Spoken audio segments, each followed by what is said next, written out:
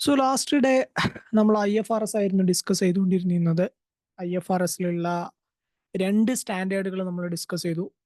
PPന്റെ സ്റ്റാൻഡേർഡും discuss ചെയ്തു, അതുപോലെ ലീസിനെ കുറിച്ചുള്ള സ്റ്റാൻഡേർഡും ഡിസ്കസ് ചെയ്തു. ഓക്കെ, അപ്പോൾ ലീസിൽ എങ്ങനെ ട്രാൻസാക്ഷൻസ് ബുക്ക് ചെയ്യണം എന്നുള്ള കാര്യങ്ങളൊക്കെ നമ്മൾ ലാസ്റ്റ് ഡേ നോക്കി. ലീസ് വരുന്ന സമയത്ത് നമ്മൾ എങ്ങനെയാണ് അക്കൗണ്ട്സിൽ ബുക്ക് മെയിൻറ്റെയിൻ ചെയ്യേണ്ടത് എന്നുള്ള കാര്യങ്ങളൊക്കെ നോക്കി.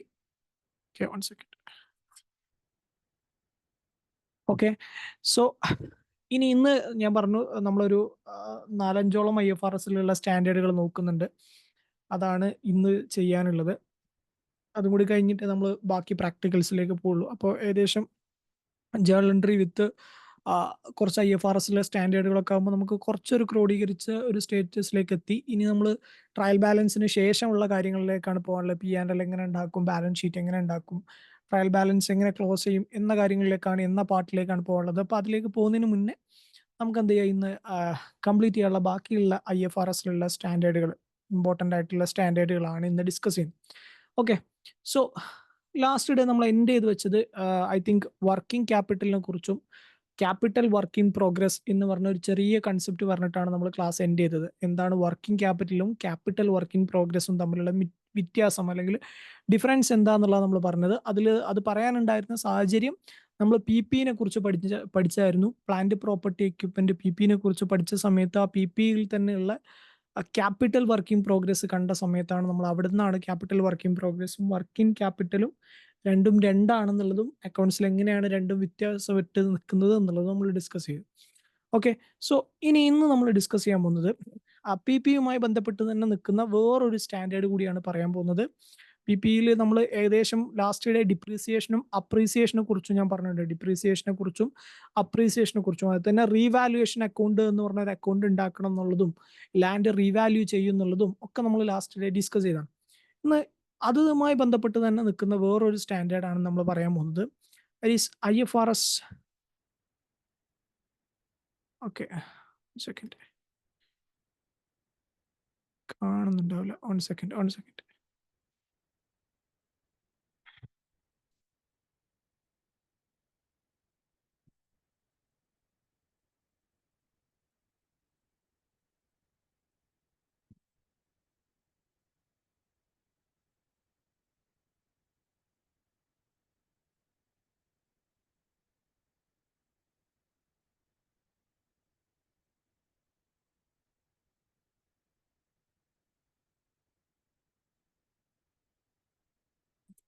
സോ ഇന്ന് നമ്മൾ ഡിസ്കസ് ചെയ്യാൻ പോകുന്നത് IFRS 36 അല്ലെങ്കിൽ IAS 36 ആണ്. ഓക്കെ, സോ ലാസ്റ്റ് ഡേ നമ്മൾ പ്ലാന്റ് പ്രോപ്പർട്ടി എക്യുപ്മെന്റ് പഠിച്ച സമയത്ത് ഫിക്സ്ഡ് അസറ്റുകളെ കുറിച്ചാണ് ഡിസ്കസ് ചെയ്തിരുന്നത്.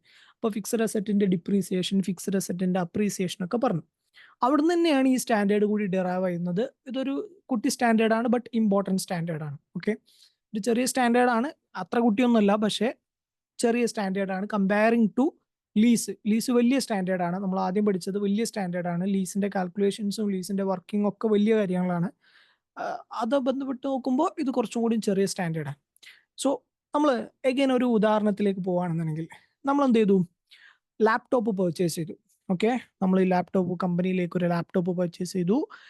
ലാപ്ടോപ്പിന്റെ പ്രൈസ് ഓൾമോസ്റ്റ് ഒരു 5000 AED ഉണ്ടെന്ന് വിചാരിക്കുക. ഓക്കെ, സോ ഈ 5000 AEDക്ക് ഞാൻ എന്ത് ചെയ്തു, ഒരു ലാപ്ടോപ്പ് വാങ്ങി, കമ്പനിയിലേക്ക് ഒരു ലാപ്ടോപ്പ് പർച്ചേസ് ചെയ്തു.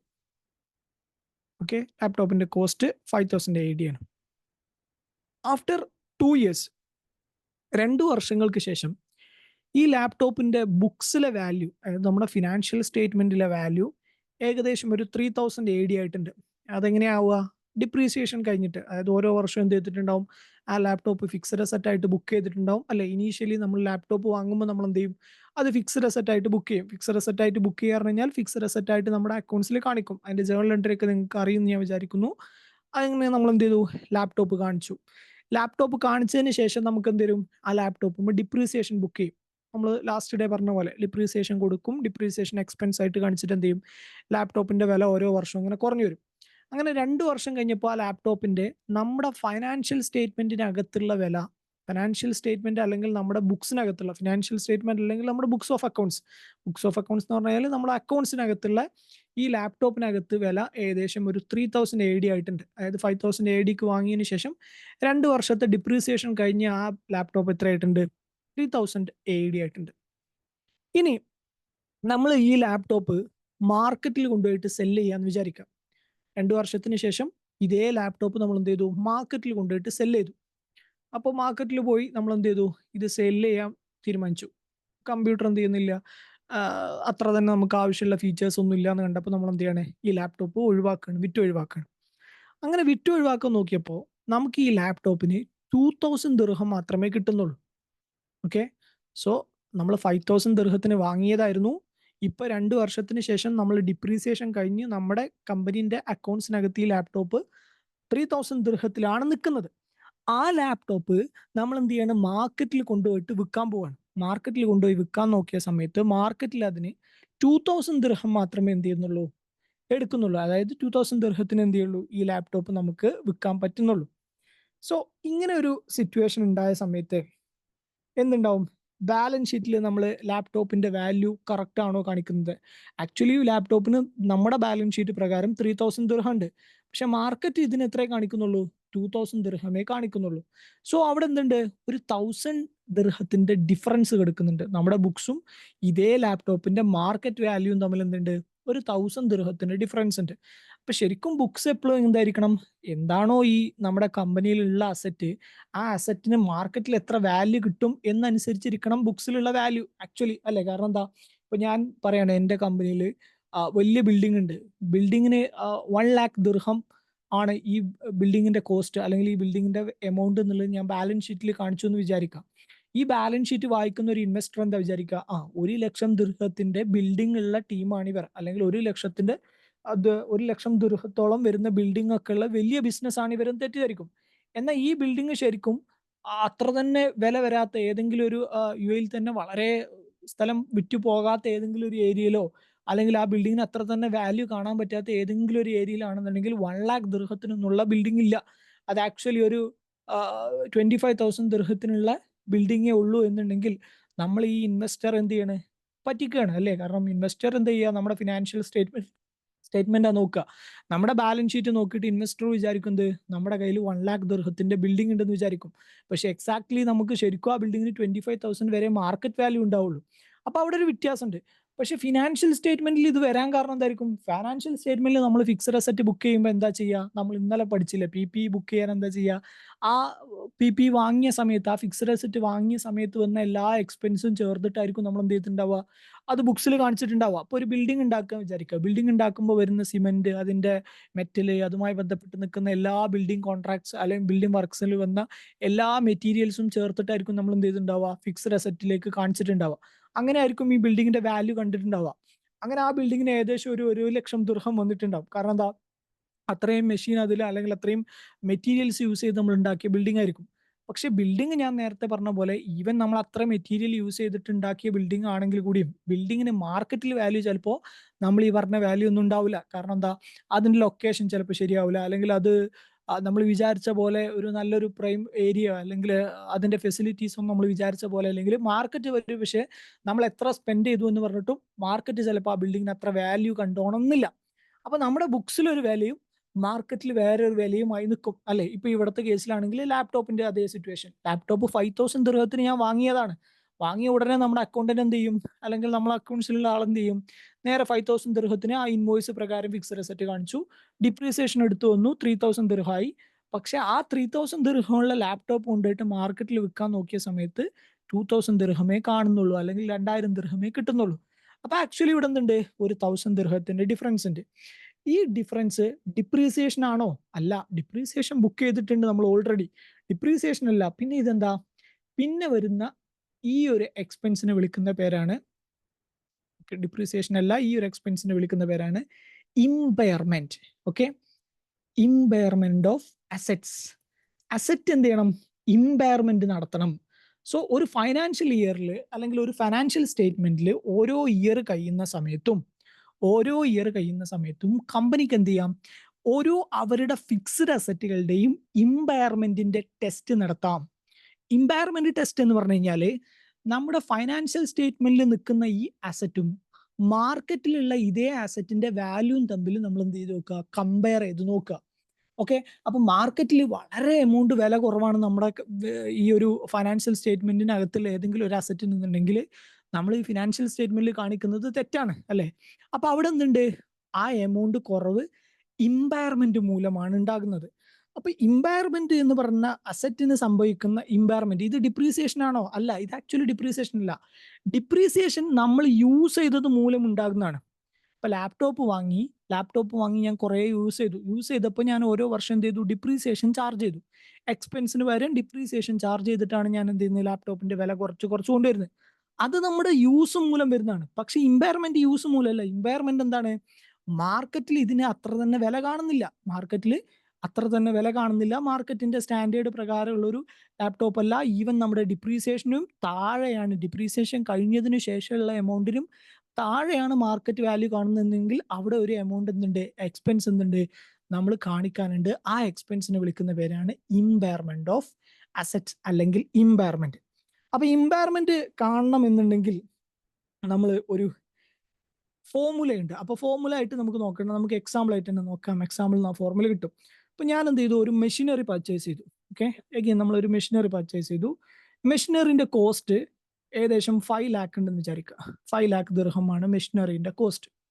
5 ലക്ഷം ദിർഹത്തിന് ഞാനൊരു മെഷീനറി പർച്ചേസ് ചെയ്തു. എന്നിട്ട് ഈ മെഷീനറി ഞാൻ ഡിപ്രീസിയേഷൻ ചെയ്തു. ഡിപ്രീസിയേഷൻ എന്തായിരിക്കും, നമ്മൾ മെഷീനറിന്റെ വാല്യൂ കുറയ്ക്കുകയല്ലേ ചെയ്യുക. അപ്പോൾ മെഷീനറി ലെസ് ഡിപ്രീസിയേഷൻ. 2 വർഷമായിട്ട് ഞാൻ ഈ മെഷീനറി എന്ത് ചെയ്യുന്നുണ്ട്, ഡിപ്രീസിയേഷൻ ചെയ്യുന്നുണ്ട്. ഡിപ്രീസിയേഷൻ ഓൾമോസ്റ്റ് ഒരു 2 ലാക്ക് ഉണ്ടെന്ന് വിചാരിക്കുക. ഓക്കെ, സോ 2 ലാക്ക് ഡിപ്രീസിയേഷൻ ഉണ്ട്. അപ്പോൾ 2 ലാക്ക് ഡിപ്രീസിയേഷൻ കഴിഞ്ഞ് കഴിഞ്ഞാൽ പിന്നീട് ഈ മെഷീന്റെ ക്യാരിയിങ് വാല്യൂ അല്ലെങ്കിൽ ബുക്സിലെ വാല്യൂ എത്രയേ ഉണ്ടാവുള്ളൂ, 3 ലാക്കിൽ ഉണ്ടാവുള്ളൂ. അതിന് നമ്മൾ വിളിക്കുന്ന പേരാണ് carrying value. Okay, carrying value, WDV value എന്നൊക്കെ പറയും. WDV എന്ന് പറഞ്ഞാൽ റിട്ടേൺ ഡൗൺ വാല്യൂ. അതൊരു മെഷീനിൽ അല്ലെങ്കിൽ ഒരു അസറ്റിന്റെ കോസ്റ്റിൽ നിന്ന് ഡിപ്രീസിയേഷൻ കഴിഞ്ഞതിന് ശേഷം കിട്ടുന്ന എമൗണ്ടിനെ വിളിക്കുന്ന പേരാണ് carrying value, return down value എന്നൊക്കെ പറഞ്ഞാൽ ഒരേ ആൾ തന്നെ. WDV വാല്യൂ, ക്യാരിയിങ് വാല്യൂ എന്നൊക്കെ പറയും.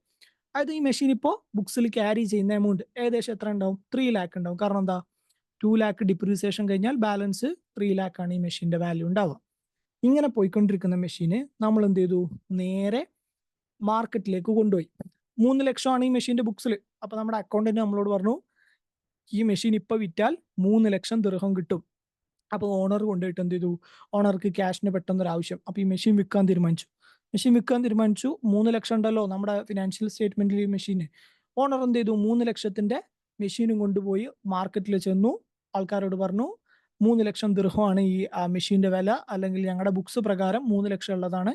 3 ലക്ഷം തന്നാൽ ഈ മെഷീൻ നിങ്ങളോട് കൊണ്ടുപോകാമെന്ന് പറഞ്ഞു. അപ്പോൾ ഓണർ ഈ ഒരു ഇത് വെച്ച സമയത്ത് മാർക്കറ്റിൽ 3 ലക്ഷത്തിന് ഈ മെഷീൻ എന്ത് ചെയ്യുന്നില്ല, വില വരുന്നില്ല. മാർക്കറ്റിൽ ഈ മെഷീൻ ഇപ്പോൾ ആവശ്യക്കാരില്ല, അല്ലെങ്കിൽ അതിന്റെ ഡിമാൻഡ് ഇല്ല. അപ്പൊ 3 ലാക്ക് ദിർഹം നമ്മുടെ ബുക്സിലുണ്ടെങ്കിലും മാർക്കറ്റിൽ ഇതിന് എത്ര വിലയുള്ളൂ, ഇതിന് 2,50,000 ഉള്ളൂ. ഓക്കെ, സോ 50,000 നമുക്ക് എന്ത് ചെയ്യണം, വീണ്ടും നഷ്ടം വരികയാണ്. ഡിപ്രീസിയേഷൻ അല്ലാത്തൊരു എമൗണ്ട് നമുക്ക് നഷ്ടം വരികയാണ്. 2,50,000 എന്തേ ഉള്ളൂ, മാർക്കറ്റിൽ ഇതിന് വിലയുള്ളൂ. ആ വിലക്ക് നമ്മൾ വിളിക്കുന്ന പേരാണ് റിക്കവറബിൾ എമൗണ്ട്. അതായത് ആ അസറ്റിൽ നിന്ന് നമ്മൾ റിക്കവർ ചെയ്തെടുക്കാൻ പറ്റുന്ന amount, recoverable amount. So carrying amount വേറെയാണ്, റിക്കവറബിൾ എമൗണ്ട് വേറെയാണ്. ക്യാരിയിങ് എമൗണ്ട് നമ്മുടെ ഫൈനാൻഷ്യൽ സ്റ്റേറ്റ്മെന്റിൽ കാണുന്നതാണ്. റിക്കവറബിൾ എമൗണ്ട് മാർക്കറ്റിൽ ഈ ഒരു അസറ്റിന് കാണുന്ന എമൗണ്ടിനെയാണ് നമ്മൾ വിളിക്കുന്നത് റിക്കവറബിൾ എമൗണ്ട്. അപ്പൊ 2,50,000 ദിർഹമേ എന്തേ ഉള്ളൂ, ഈ അസറ്റിന് മാർക്കറ്റിൽ റിക്കവറബിൾ എമൗണ്ട് ആയിട്ടുള്ളൂ, അല്ലെങ്കിൽ RV ആയിട്ടുള്ളൂ. ഓക്കെ, ഇവിടെ നമുക്ക് എത്ര ഇമ്പയർമെന്റ് വന്നു, 50,000 ഇമ്പയർമെന്റ് എക്സ്പെൻസ് ആയിട്ട് നമ്മൾ ബുക്ക് ചെയ്യണം. സോ 30 ലാക്കിന്റെ അസറ്റ് 3 ലാക്കിന്റെ അസറ്റ് വിറ്റു.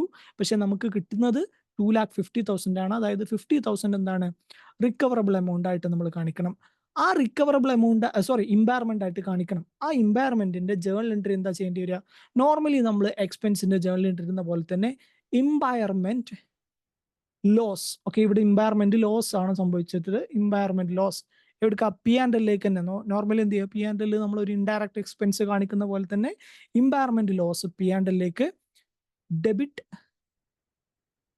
എത്രയാണ് എമൗണ്ട്, 50,000 ആണ് ഇമ്പയർമെന്റ് ലോസ് ആയിട്ടുള്ളത്. ഓക്കെ, 50,000 ടു ക്രെഡിറ്റ് ചെയ്യുന്നുണ്ട് അങ്ങോട്ടാ മെഷീനറി. ഇപ്പൊ നമ്മൾ മെഷീനറി അല്ലേ കുറച്ചത്, വില കുറച്ചത്, അപ്പൊ മെഷീനറിയിലേക്ക് എന്ത് ചെയ്യുക, ക്രെഡിറ്റ് ചെയ്യുക 50,000. സോ ഇതാണെന്ത് ഇമ്പയർമെന്റ്. അപ്പോൾ ഒരു അസറ്റിന് ഇമ്പയർമെന്റ് എന്ത് ചെയ്തേക്കാം, സംഭവിച്ചേക്കാം. ഇമ്പയർമെന്റ് എന്ന് പറഞ്ഞു കഴിഞ്ഞാൽ മാർക്കറ്റിലെ വാല്യൂമായിട്ട് കമ്പയർ ചെയ്യുക, മാർക്കറ്റിലെ വാല്യൂയിൽ നിന്ന് കുറവ് വരികയാണെങ്കിൽ അതിനെ നമ്മൾ വിളിക്കുന്ന പേരാണ് എന്ത്, ഇമ്പയർമെന്റ് അല്ലെങ്കിൽ ഇമ്പയർമെന്റ് ലോസ്. ഓക്കെ, ഇപ്പോൾ അഗൈൻ ഇത് വേറെ എക്സാമ്പിൾ ആയിട്ട് പറയുകയാണെങ്കിൽ ഇപ്പോൾ ഫോർ എക്സാമ്പിൾ നമ്മൾ റിയൽ എസ്റ്റേറ്റ് സെക്ടറിലൊക്കെ ഇത് ഒരുപാടുണ്ടാവും.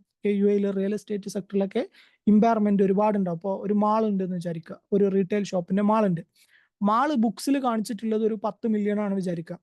അങ്ങനെ 10 മില്യൺ കാണിച്ച ബുക്സ് റീറ്റെയിൽ സെയിലുകളൊക്കെ കുറഞ്ഞു. ഈ മാളിൽ അകത്തുള്ള റീറ്റെയിൽ ഷോപ്പിലുള്ള സെയിലൊക്കെ കുറഞ്ഞു.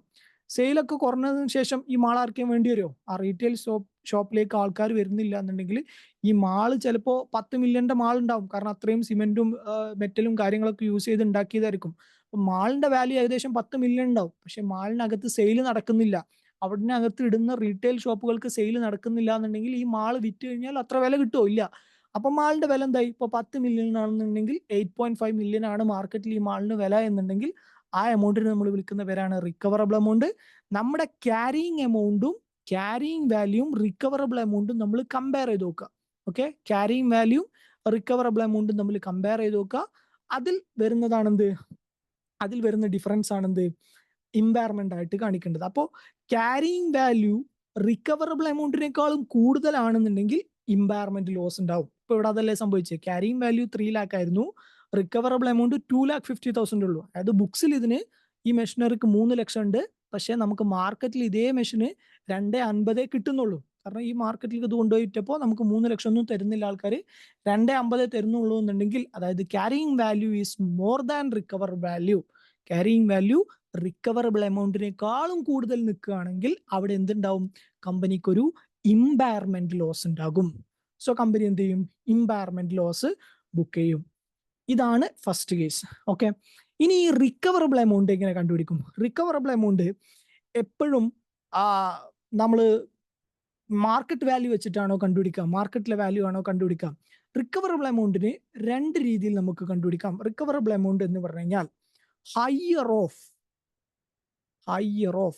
എന്ന് പറഞ്ഞാൽ ഇതിൽ ഏതാണോ വലുത് അതാണ് റിക്കവറബിൾ എമൗണ്ട്. ഏതൊക്കെയാണ്?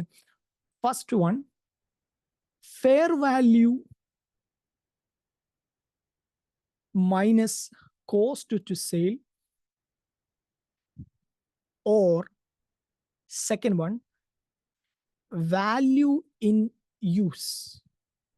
ടേംസ് ഒക്കെ കേൾക്കുമ്പോൾ ഇതായി തോന്നുന്നു, ഒരേപോലെ തോന്നും, പക്ഷെ രണ്ടും 2 ആൾക്കാരാണ്. ഓക്കെ, സോ റിക്കവറബിൾ എമൗണ്ട് കണ്ടുപിടിക്കാൻ വേണ്ടിയിട്ട് നമ്മൾ ചെയ്യുന്നത് ഈ 2 എണ്ണത്തിൽ ഏറ്റവും വലുതായതാണോ വരുന്നത് അതാണ് റിക്കവറബിൾ എമൗണ്ട് എടുക്കുക. ഏതൊക്കെ ഈ 2 എണ്ണം? ഒന്ന്, fair value minus cost to sales. Fair value minus cost to sales എന്ന് പറഞ്ഞു കഴിഞ്ഞാൽ ഇപ്പൊ മെഷീന്റെ കേസിലാണെങ്കിൽ ഒരു മെഷീന് ഫെയർ വാല്യൂ എന്ന് പറഞ്ഞൊരു എമൗണ്ട് ഉണ്ടാവും.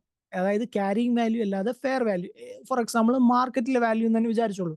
മാർക്കറ്റിൽ ഇപ്പൊ ഈ മെഷീന്റെ എമൗണ്ട് എത്രയാണ്, അതാണ് ഫെയർ വാല്യൂ എന്ന് ഉദ്ദേശിക്കുന്നത്. ആ ഫെയർ വാല്യൂവിൽ നിന്ന് ഈ മെഷീൻ നമുക്ക് വിൽക്കാൻ വരുന്ന സമയത്ത് ഉണ്ടാവുന്ന കോസ്റ്റുകൾ ഉണ്ടല്ലോ, അതിനെയാണ് നമ്മൾ കോസ്റ്റ് ടു സെയിൽ എന്ന് പറയാം. അപ്പൊ മെഷീന് മാർക്കറ്റിൽ ഒരു ഇപ്പൊ നമ്മൾ നേരത്തെ പറഞ്ഞ പോലെ ഒരു 5 ലക്ഷം ദിർഹമാണ് മെഷീൻ എന്ത് ചെയ്യുന്നത്, വില വെക്കുന്നത്. ഓക്കെ, ആ 5 ലക്ഷം ദിർഹം മാർക്കറ്റിൽ വിൽക്കാൻ വേണ്ടി നമ്മൾ ഈ സാധനം വിൽക്കണം എന്നുണ്ടെങ്കിൽ ഒരു 50,000 ദിർഹം നമ്മൾ എക്സ്ട്രാ ഒരു ചെലവ് കൂടി വരുത്തണം എന്നുണ്ടെങ്കിൽ fair value minus cost to sales പറഞ്ഞു കഴിഞ്ഞാൽ 5 ലക്ഷം minus 50,000, that is 4,50,000. Or value in use. Value in use എന്ന് പറഞ്ഞു കഴിഞ്ഞാൽ ഇപ്പൊ ഈ മെഷീൻ യൂസ് ചെയ്തിട്ട് നമുക്കൊരു 10,000 യൂണിറ്റ് ഉണ്ടാക്കാൻ പറ്റുമെന്ന് വിചാരിക്കാം. ഓക്കെ, മെഷീൻ യൂസ് ചെയ്തിട്ട് 10,000 യൂണിറ്റ് ഉണ്ടാക്കാൻ പറ്റും. 10,000 യൂണിറ്റ് യൂസ് ചെയ്തിട്ട് നമുക്ക് ഏകദേശം ഒരു 10,000 യൂണിറ്റിന് ആവറേജ് ഈ മെഷീൻ തരുന്നത് ഒരു 4 ലക്ഷത്തിന്റെ റിട്ടേൺ ആണ്, അല്ലെങ്കിൽ ഒരു 5 ലക്ഷത്തിന്റെ റിട്ടേൺ ആണ്, അല്ലെങ്കിൽ ഒരു 6 ലക്ഷത്തിന്റെ റിട്ടേൺ ആണ്. ഈ മെഷീൻ എത്രയാണ് നമുക്ക് വാല്യൂ യൂസ് ചെയ്ത് കഴിഞ്ഞാൽ ഈ മെഷീൻ കൊണ്ട് എത്രയാണോ യൂസ് ചെയ്താൽ കിട്ടുന്ന വാല്യൂ, അതാണ് വാല്യൂ ഇൻ യൂസ് എന്നുള്ളത് കൊണ്ട് യൂസ് ചെയ്യുന്നത് ഉദ്ദേശിക്കുന്നത്. സോ അത് ഡിപ്പെൻഡ് ആയിരിക്കും, ഓരോ മെഷീൻ അനുസരിച്ച് എന്ത് ചെയ്യും, വാല്യൂ ഇൻ യൂസ് മാറും. അപ്പൊ ഇതിൽ ഏറ്റവും വലുത് ഏതാണോ, ഹയർ ഓഫ് ദിസ്, ഒന്നെങ്കിൽ fair value minus cost to sale അല്ലെങ്കിൽ വാല്യൂ ഇൻ യൂസ്, ഇതിൽ ഏതാണോ വലുത് അതാണ് നമ്മൾ എന്താ എടുക്കേണ്ടത്, റിക്കവറബിൾ എമൗണ്ട് ആയി എടുക്കേണ്ടത്. എന്നിട്ട് ആ റിക്കവറബിൾ എമൗണ്ടിനെയും ക്യാരിയിങ് വാല്യൂവിനെയും തമ്മിൽ കമ്പയർ ചെയ്യാം. റിക്കവറബിൾ എമൗണ്ടിനെയും നമ്മുടെ ബുക്സിലുള്ള ക്യാരിയിങ് വാല്യൂവിനെയും തമ്മിൽ കമ്പയർ ചെയ്യാം. എപ്പോഴാണോ ക്യാരിയിങ് വാല്യൂ റിക്കവറബിൾ എമൗണ്ടിനേക്കാളും കൂടുതൽ നിൽക്കുന്നത്, അതായത് നമ്മുടെ ബുക്സിൽ ഒരു മെഷീന് അല്ലെങ്കിൽ ഒരു അസറ്റിന് പുറത്തുള്ള റിക്കവറബിൾ എമൗണ്ടിനേക്കാളും കൂടുതൽ വാല്യൂ നിൽക്കുന്നുണ്ട് എന്നുണ്ടെങ്കിൽ അവിടെ നമുക്ക് എന്തുണ്ട്, ഒരു ഇമ്പയർമെന്റ് ലോസ് ഉണ്ട്, ഒരു നഷ്ടമുണ്ട്, ഇമ്പയർമെന്റ് ലോസ്. നമ്മൾ എന്ത് ചെയ്യണം, ആ ഇമ്പയർമെന്റ് ലോസ് ബുക്ക് ചെയ്യണം. ഈ ഇമ്പയർമെന്റ് ലോസ് നമ്മൾ മെഷീൻ വിൽക്കുമ്പോൾ മാത്രം നോക്കിയാൽ മതിയോ? പോരാ. നമ്മൾ കമ്പനി എന്ത് ചെയ്യണം, ഓരോ ഫൈനാൻഷ്യൽ ഇയറിലും ഇമ്പയർമെന്റ് ടെസ്റ്റ് നടത്തും. വലിയ വലിയ കമ്പനി എന്ത് ചെയ്യും, ഇമ്പയർമെന്റ് ടെസ്റ്റ് നടത്തും. അതായത് ഫിനാൻഷ്യൽ ഇയർ എൻഡ് ചെയ്യുമ്പോൾ എന്ത് ചെയ്യുക, അവരുടെ മെഷീൻ്റെ ഒക്കെ റിക്കവറബിൾ എമൗണ്ട് കാൽക്കുലേറ്റ് ചെയ്യും. മെഷീൻ്റെ എന്നല്ല, ടോട്ടൽ എല്ലാ ഫിക്സഡ് അസറ്റിന്റെയും റിക്കവറബിൾ എമൗണ്ടുകൾ നോക്കും. അപ്പൊ ഏതെങ്കിലും fixed asset recoverable amount carrying വാല്യൂവിനേക്കാളും കുറഞ്ഞിട്ടുണ്ട് എന്നുണ്ടെങ്കിൽ, അതായത് മാർക്കറ്റിൽ ഇപ്പോൾ ഈ മെഷീൻ അല്ലെങ്കിൽ ഏതെങ്കിലും ഒരു ഫിക്സഡ് അസറ്റിന് അവരുടെ ബുക്സിലുള്ള വിലയേക്കാളും കുറവാണെന്നുണ്ടെങ്കിൽ അവരെന്ത് ചെയ്യും, ആ ഫിനാൻഷ്യൽ ഇയറിൽ ഒരു ഇമ്പയർമെന്റ് ലോസ് ബുക്ക് ചെയ്യും.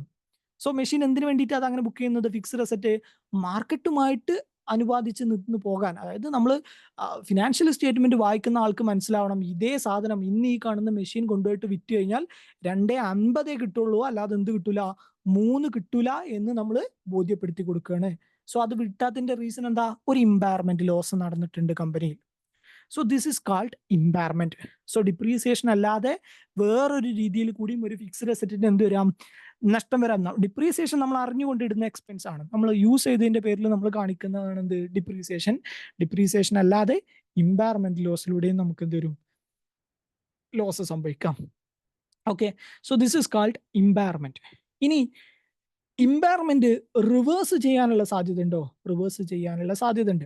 ഇപ്പൊ ഫോർ എക്സാമ്പിൾ നമ്മൾ ഈ മെഷീൻ എന്ത് ചെയ്തു, ഇമ്പയർമെന്റ് നടത്തി. ഇമ്പയർമെന്റ് നടത്തി പറഞ്ഞു കഴിഞ്ഞാൽ ക്യാരിയിങ് വാല്യൂ 3 ലക്ഷം ഉണ്ടായിരുന്ന 3 ലക്ഷം ദിർഹം ഉണ്ടായിരുന്ന അസറ്റിനെ ഞാൻ എന്താക്കി, 2.50 കുറച്ച് കൊണ്ടുവന്നു. അപ്പോൾ ബുക്സിൽ ഇനി മുതൽ 2.50 കാണുള്ളൂ. കഴിഞ്ഞ വർഷം വരെ 3 ഉണ്ടായിരുന്നു. അപ്പോൾ ഒരാൾ നോക്കുന്ന സമയത്ത് 5 ഉണ്ടായിരുന്ന മെഷീനായിരുന്നു, ഡിപ്രീസിയേഷൻ കഴിഞ്ഞ് 3 കാണേണ്ടത്. പക്ഷേ കമ്പനിന്റെ ബുക്സിൽ എത്രയുള്ളൂ, 2.50 ഉള്ളൂ. അതിന്റെ ഡിഫറൻസ് എന്താ വന്നത്, 50,000 ഇമ്പയർമെന്റ് ലോസ് വന്നതാണ്. ഓക്കെ, ഇനി അങ്ങോട്ടുള്ള ഫിനാൻഷ്യൽ ഇയറിലൊക്കെ ഈ അസറ്റ് എന്തിലാ കൊണ്ടുപോവാ, ഈ മെഷീനൊക്കെ എത്രയിലാണ് കൊണ്ടുപോവാ, 2.50 കൊണ്ടുപോവാ. അപ്പൊ 2.50 ഫോളോ ചെയ്ത് പോകുന്ന മെഷീനാണ്. ഓക്കെ, അങ്ങനെ പോയിക്കൊണ്ടിരിക്കുന്ന സമയത്ത് അഗെയിൻ ഫിനാൻഷ്യൽ ഇയർ എൻഡ് ആയി.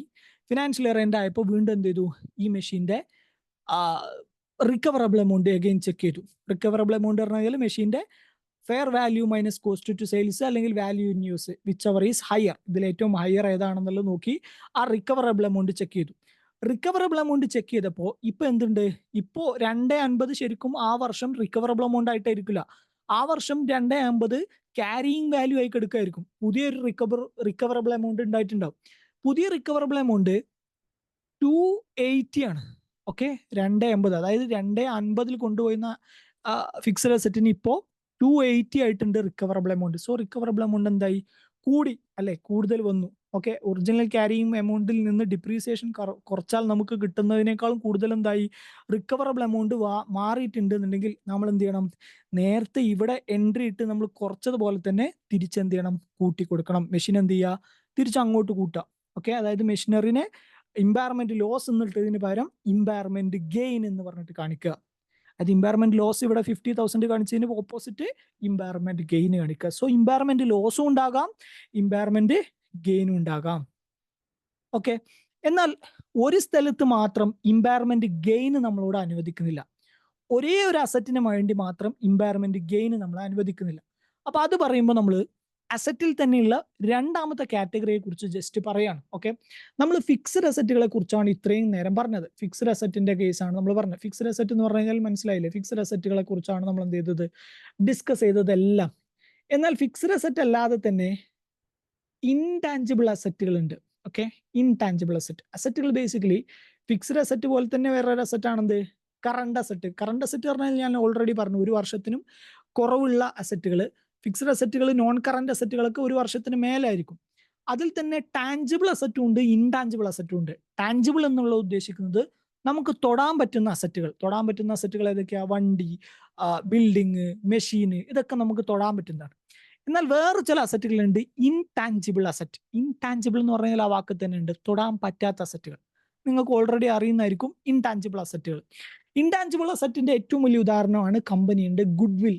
ഓക്കെ, ഒരു പാർട്ട്ണർഷിപ്പ് ഫേം ഒക്കെ ആണെന്നുണ്ടെങ്കിൽ അവിടെ ഒരുപാട് സ്ഥലത്ത് നിന്ന് ആവശ്യമുള്ളതാണ് എന്ത്, ഗുഡ് വിൽ, അല്ലെങ്കിൽ ബ്രാൻഡ് വാല്യൂ, അല്ലെങ്കിൽ മാർക്കറ്റ് വാല്യൂ, അല്ലെങ്കിൽ പാറ്റന്റ്. ഇതൊക്കെ ഇൻടാഞ്ചിബിൾ അസറ്റുകൾ. അപ്പോൾ എൻ്റെ കമ്പനി നല്ല രീതിയിൽ പ്രവർത്തിച്ചു പോവാണ്. ഓക്കെ, നല്ല രീതിയിൽ പ്രവർത്തിച്ച് കമ്പനിക്ക് അത്യാവശ്യം നല്ല ബ്രാൻഡ് വാല്യൂ റെപ്യൂട്ടേഷൻ ഒക്കെ ഉണ്ട്, ആൾക്കാരുടെ ഇടയിൽ നല്ല രീതിയിൽ ബ്രാൻഡ് വാല്യൂ റെപ്യൂട്ടേഷൻ ഒക്കെ ഉണ്ട്. അപ്പൊ ഇത് ആക്ച്വലി എന്താ, ഇതൊരു അസറ്റാണ് അല്ലേ. കമ്പനിയിലേക്ക് പുതിയൊരു പാർട്ട്ണർ വരികയാണെന്ന് വിചാരിക്കുക, നല്ല രീതിയിൽ ഞാൻ നടത്തി കൊണ്ടുവന്ന കമ്പനിയിലേക്ക് പുതിയൊരു പാർട്ട്ണർ വരികയാണ്.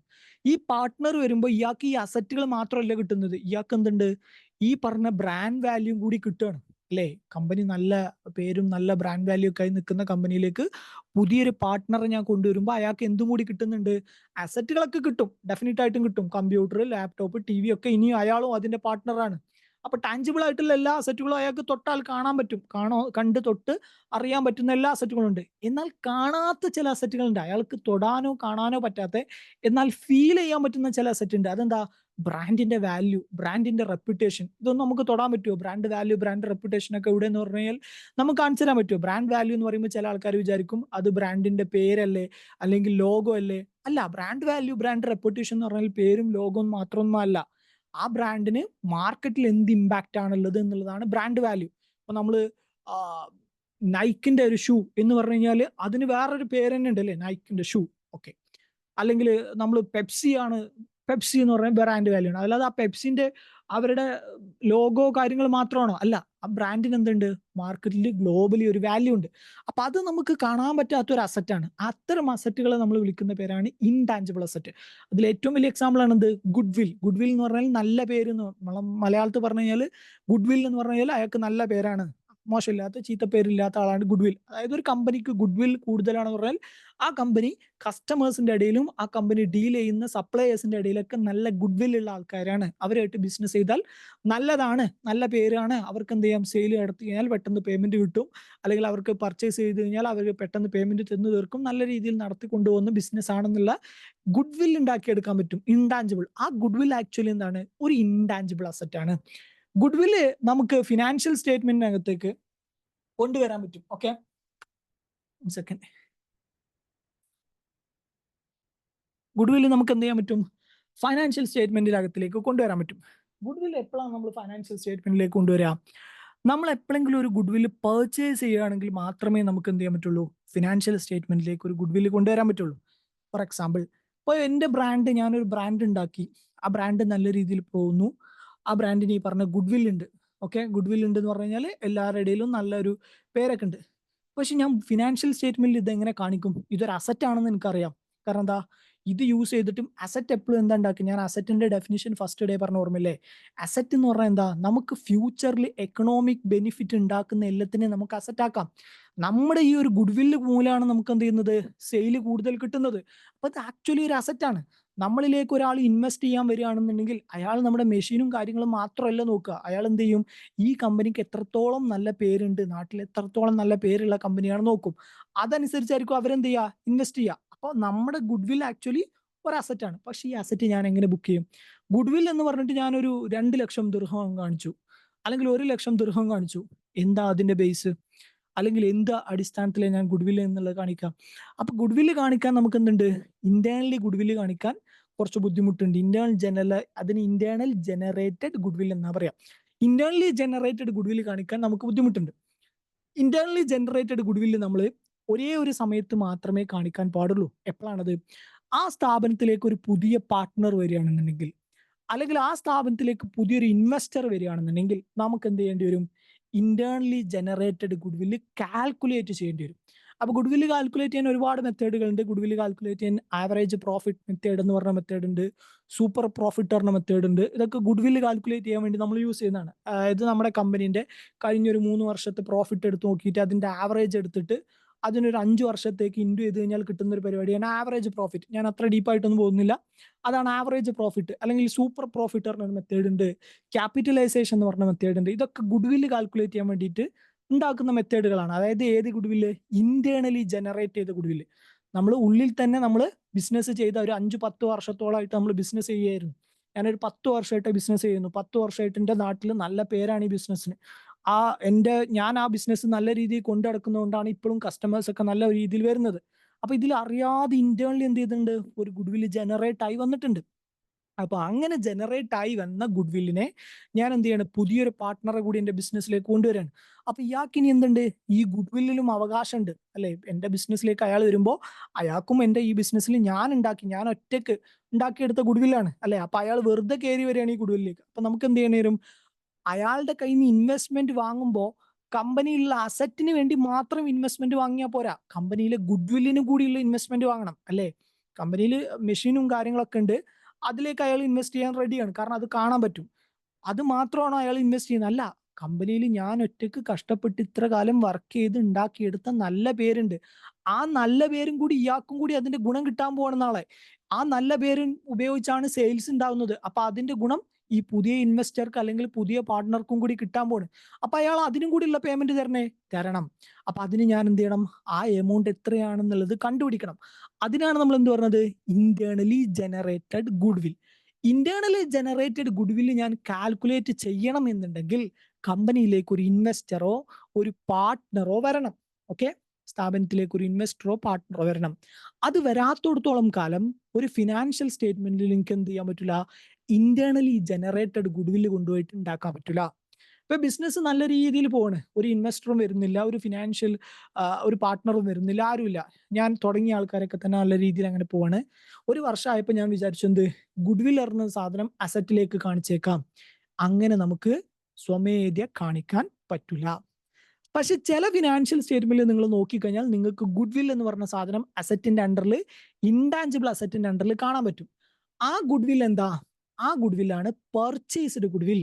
അതായത് ഞാൻ ഒരു കമ്പനി വാങ്ങുകയാണെന്ന് വിചാരിച്ചോളൂ, ഒരു കമ്പനീനെ ഞാൻ അക്വയർ ചെയ്യാണ്, മര്യാദക്ക് പോയിക്കൊണ്ടിരിക്കുന്ന ഒരു കമ്പനിയാണ് എൻ്റെത്.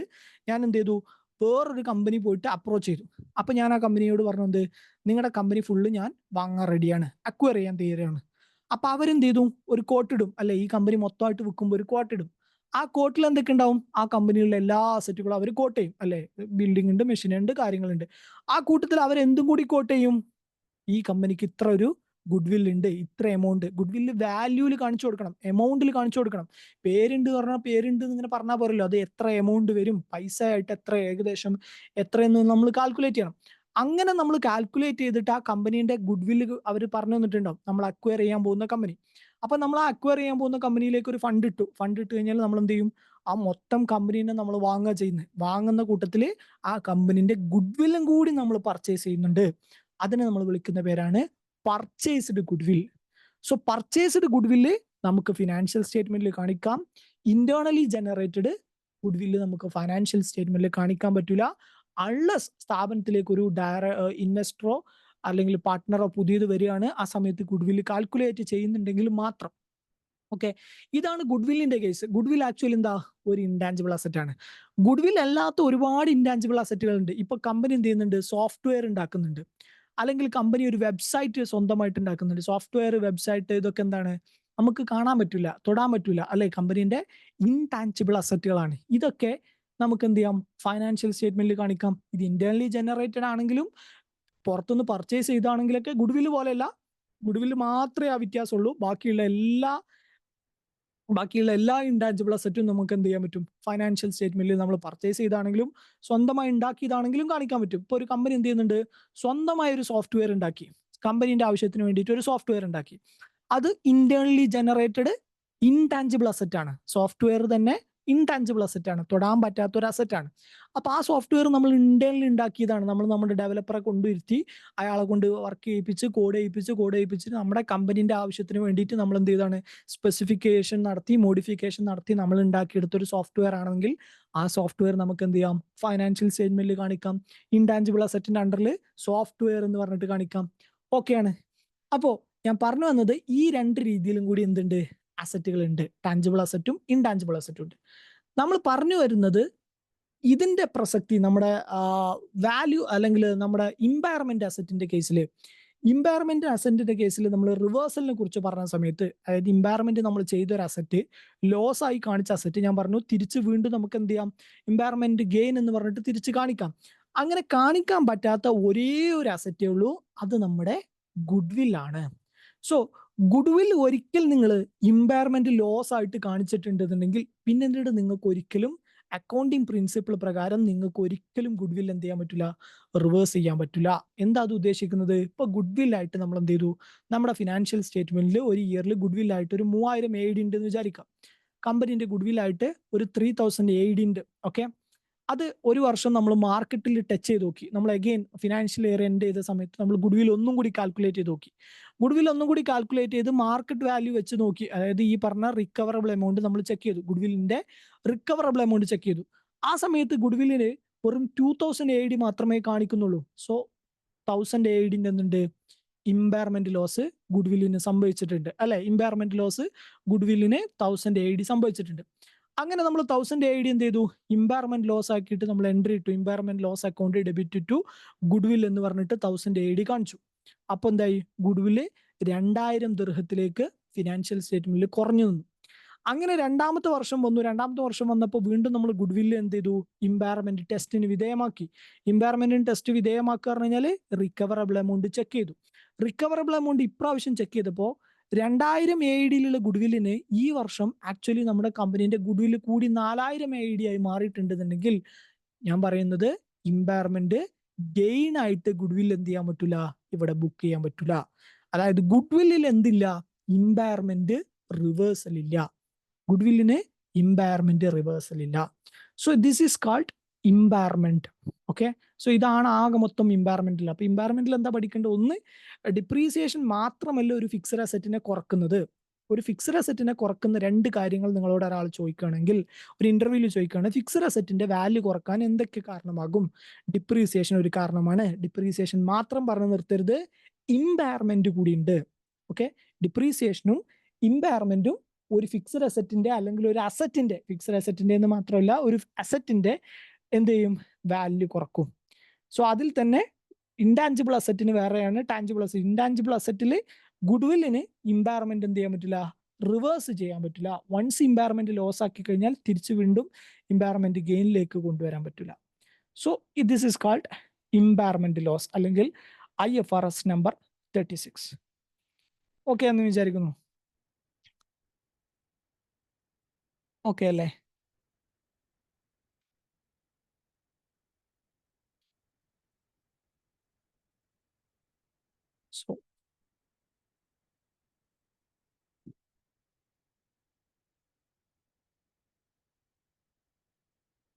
സോ നമ്മുടെ ഫിനാൻഷ്യൽ സ്റ്റേറ്റ്മെന്റിൽ 1 second.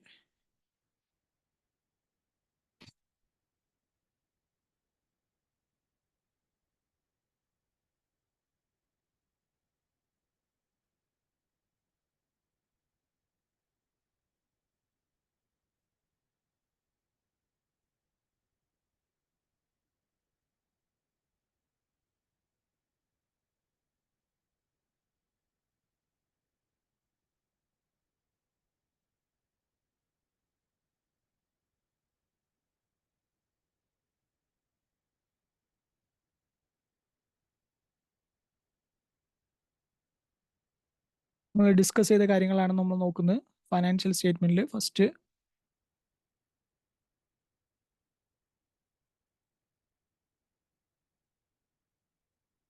Of all goodwill. Okay, goodwill company measure ചെയ്തതാണ് ഈ കാണിച്ചിട്ടുള്ളത്. ഗുഡ്വില്ലിന്റെ മെഷർമെന്റും കാര്യങ്ങളൊക്കെയാണ്.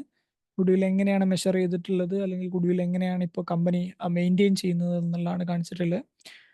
അതിനുശേഷം നമ്മൾ ഇമ്പയർമെന്റിനെ കുറിച്ച് എന്ത് ചെയ്തിട്ടുണ്ടാവും, കാണിച്ചിട്ടുണ്ടാവും. കണ്ടോ, impairment of non financial asset. Non financial അസറ്റുകളുടെ ഇമ്പയർമെന്റ് എങ്ങനെയാണ് നടത്തിയിട്ടുള്ളത് at each reporting date. Reporting date എന്ന് പറഞ്ഞാൽ ഫിനാൻഷ്യൽ സ്റ്റേറ്റ്മെന്റ് എൻഡ് ചെയ്യുന്ന അല്ലെങ്കിൽ ഫിനാൻഷ്യൽ സ്റ്റേറ്റ്മെന്റ് ഏത് ഡേറ്റിലാണോ റിപ്പോർട്ട് ചെയ്തത് ആ date. Okay, group reviews the carrying amounts of intangible assets to determine whether there is any indication of those assets have suffered impairment loss. ഈ പറഞ്ഞ അസറ്റുകൾക്ക് ഏതെങ്കിലും ഇമ്പയർമെന്റ് ലോസ് നടന്നിട്ടുണ്ടോ എന്നുള്ളത് ഓരോ റിപ്പോർട്ടിംഗ് ഡേറ്റിലും എന്ത് ചെയ്യും, കമ്പനി ചെക്ക് ചെയ്യും. പിന്നീട് അവർ എന്തൊക്കെയാണ് ചെയ്തത് എന്നുള്ള കാര്യങ്ങൾ എന്ത് ചെയ്തില്ലേ, recoverable.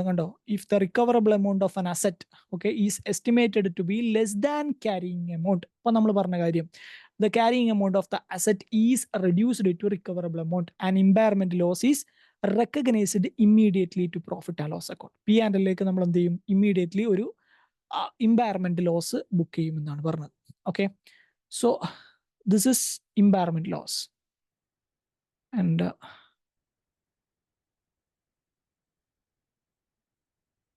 സെക്കൻഡ്,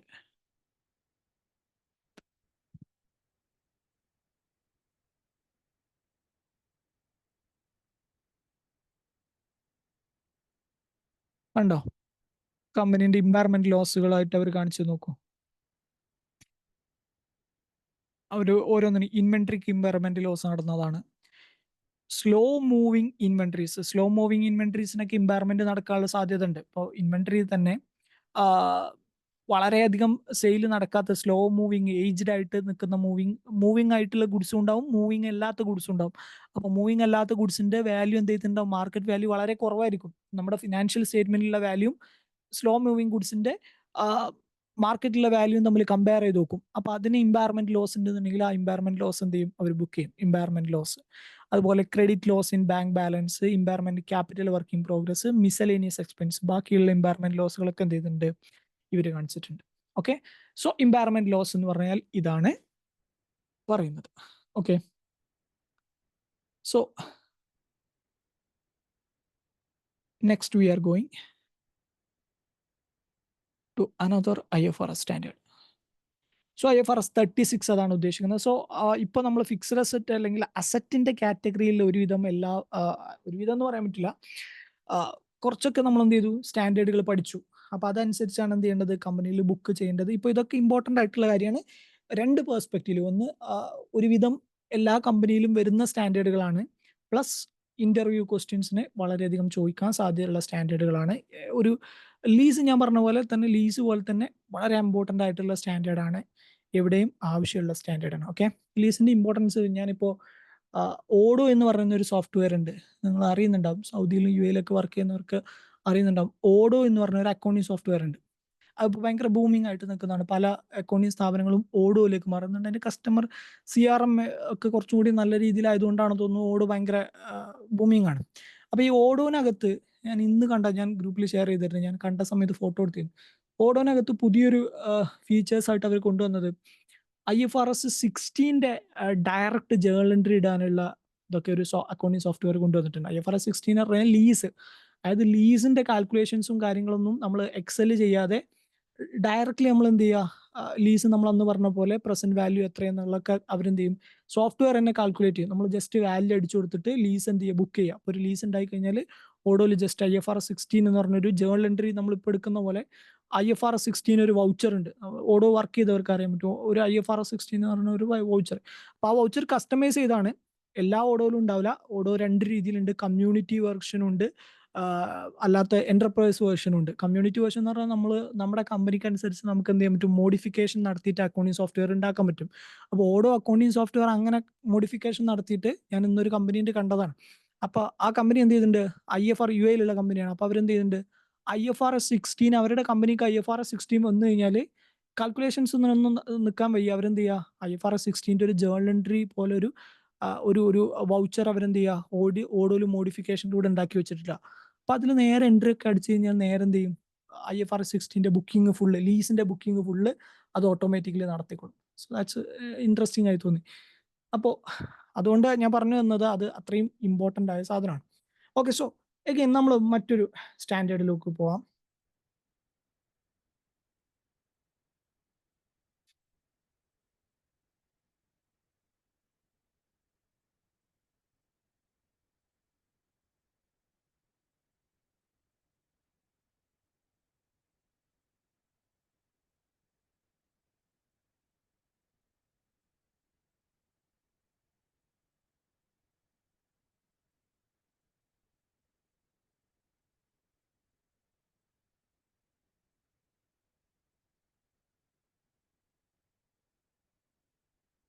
ഇനി നമ്മൾ പറയാൻ പോകുന്നത്, ഞാൻ കഴിഞ്ഞ ദിവസം ജസ്റ്റ് ഒന്ന് സൂചിപ്പിച്ചിരുന്നു, നമ്മൾ യൂഷ്വലി നമ്മൾ ബാലൻസ് ഷീറ്റിൽ കാണുന്ന ആൾക്കാരാണെന്ത്?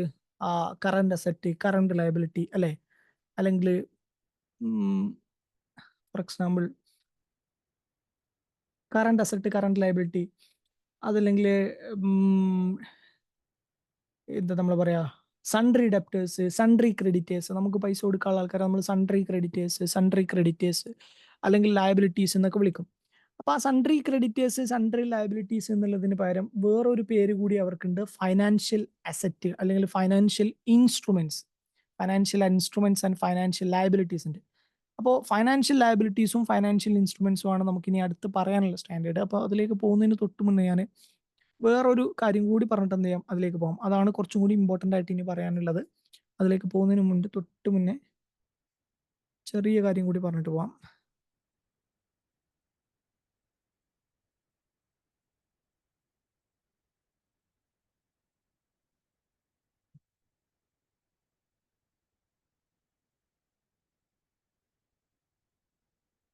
ഞാൻ കഴിഞ്ഞ ദിവസം കുറച്ചധികം പറഞ്ഞിട്ടുള്ള ഒരു കൺസെപ്റ്റ് തന്നെയാണ്, പക്ഷെ അതിന്റെ സ്റ്റാൻഡേർഡ് ആയിട്ടൊന്നും ഞാൻ പറഞ്ഞിട്ടില്ലായിരുന്നു. അപ്പോൾ ആ സ്റ്റാൻഡേർഡ് ആണ് ആദ്യം ഞാൻ ഒരുപാട് കഴിഞ്ഞ 2-3 ക്ലാസ്സിലായിട്ട് അത് പറഞ്ഞതാണ്, ഡിസ്കസ് ചെയ്താണ്. ബട്ട് സ്റ്റിൽ ഞാനൊന്ന് പെട്ടെന്ന് അത് പറഞ്ഞുതരാം. നമ്മൾ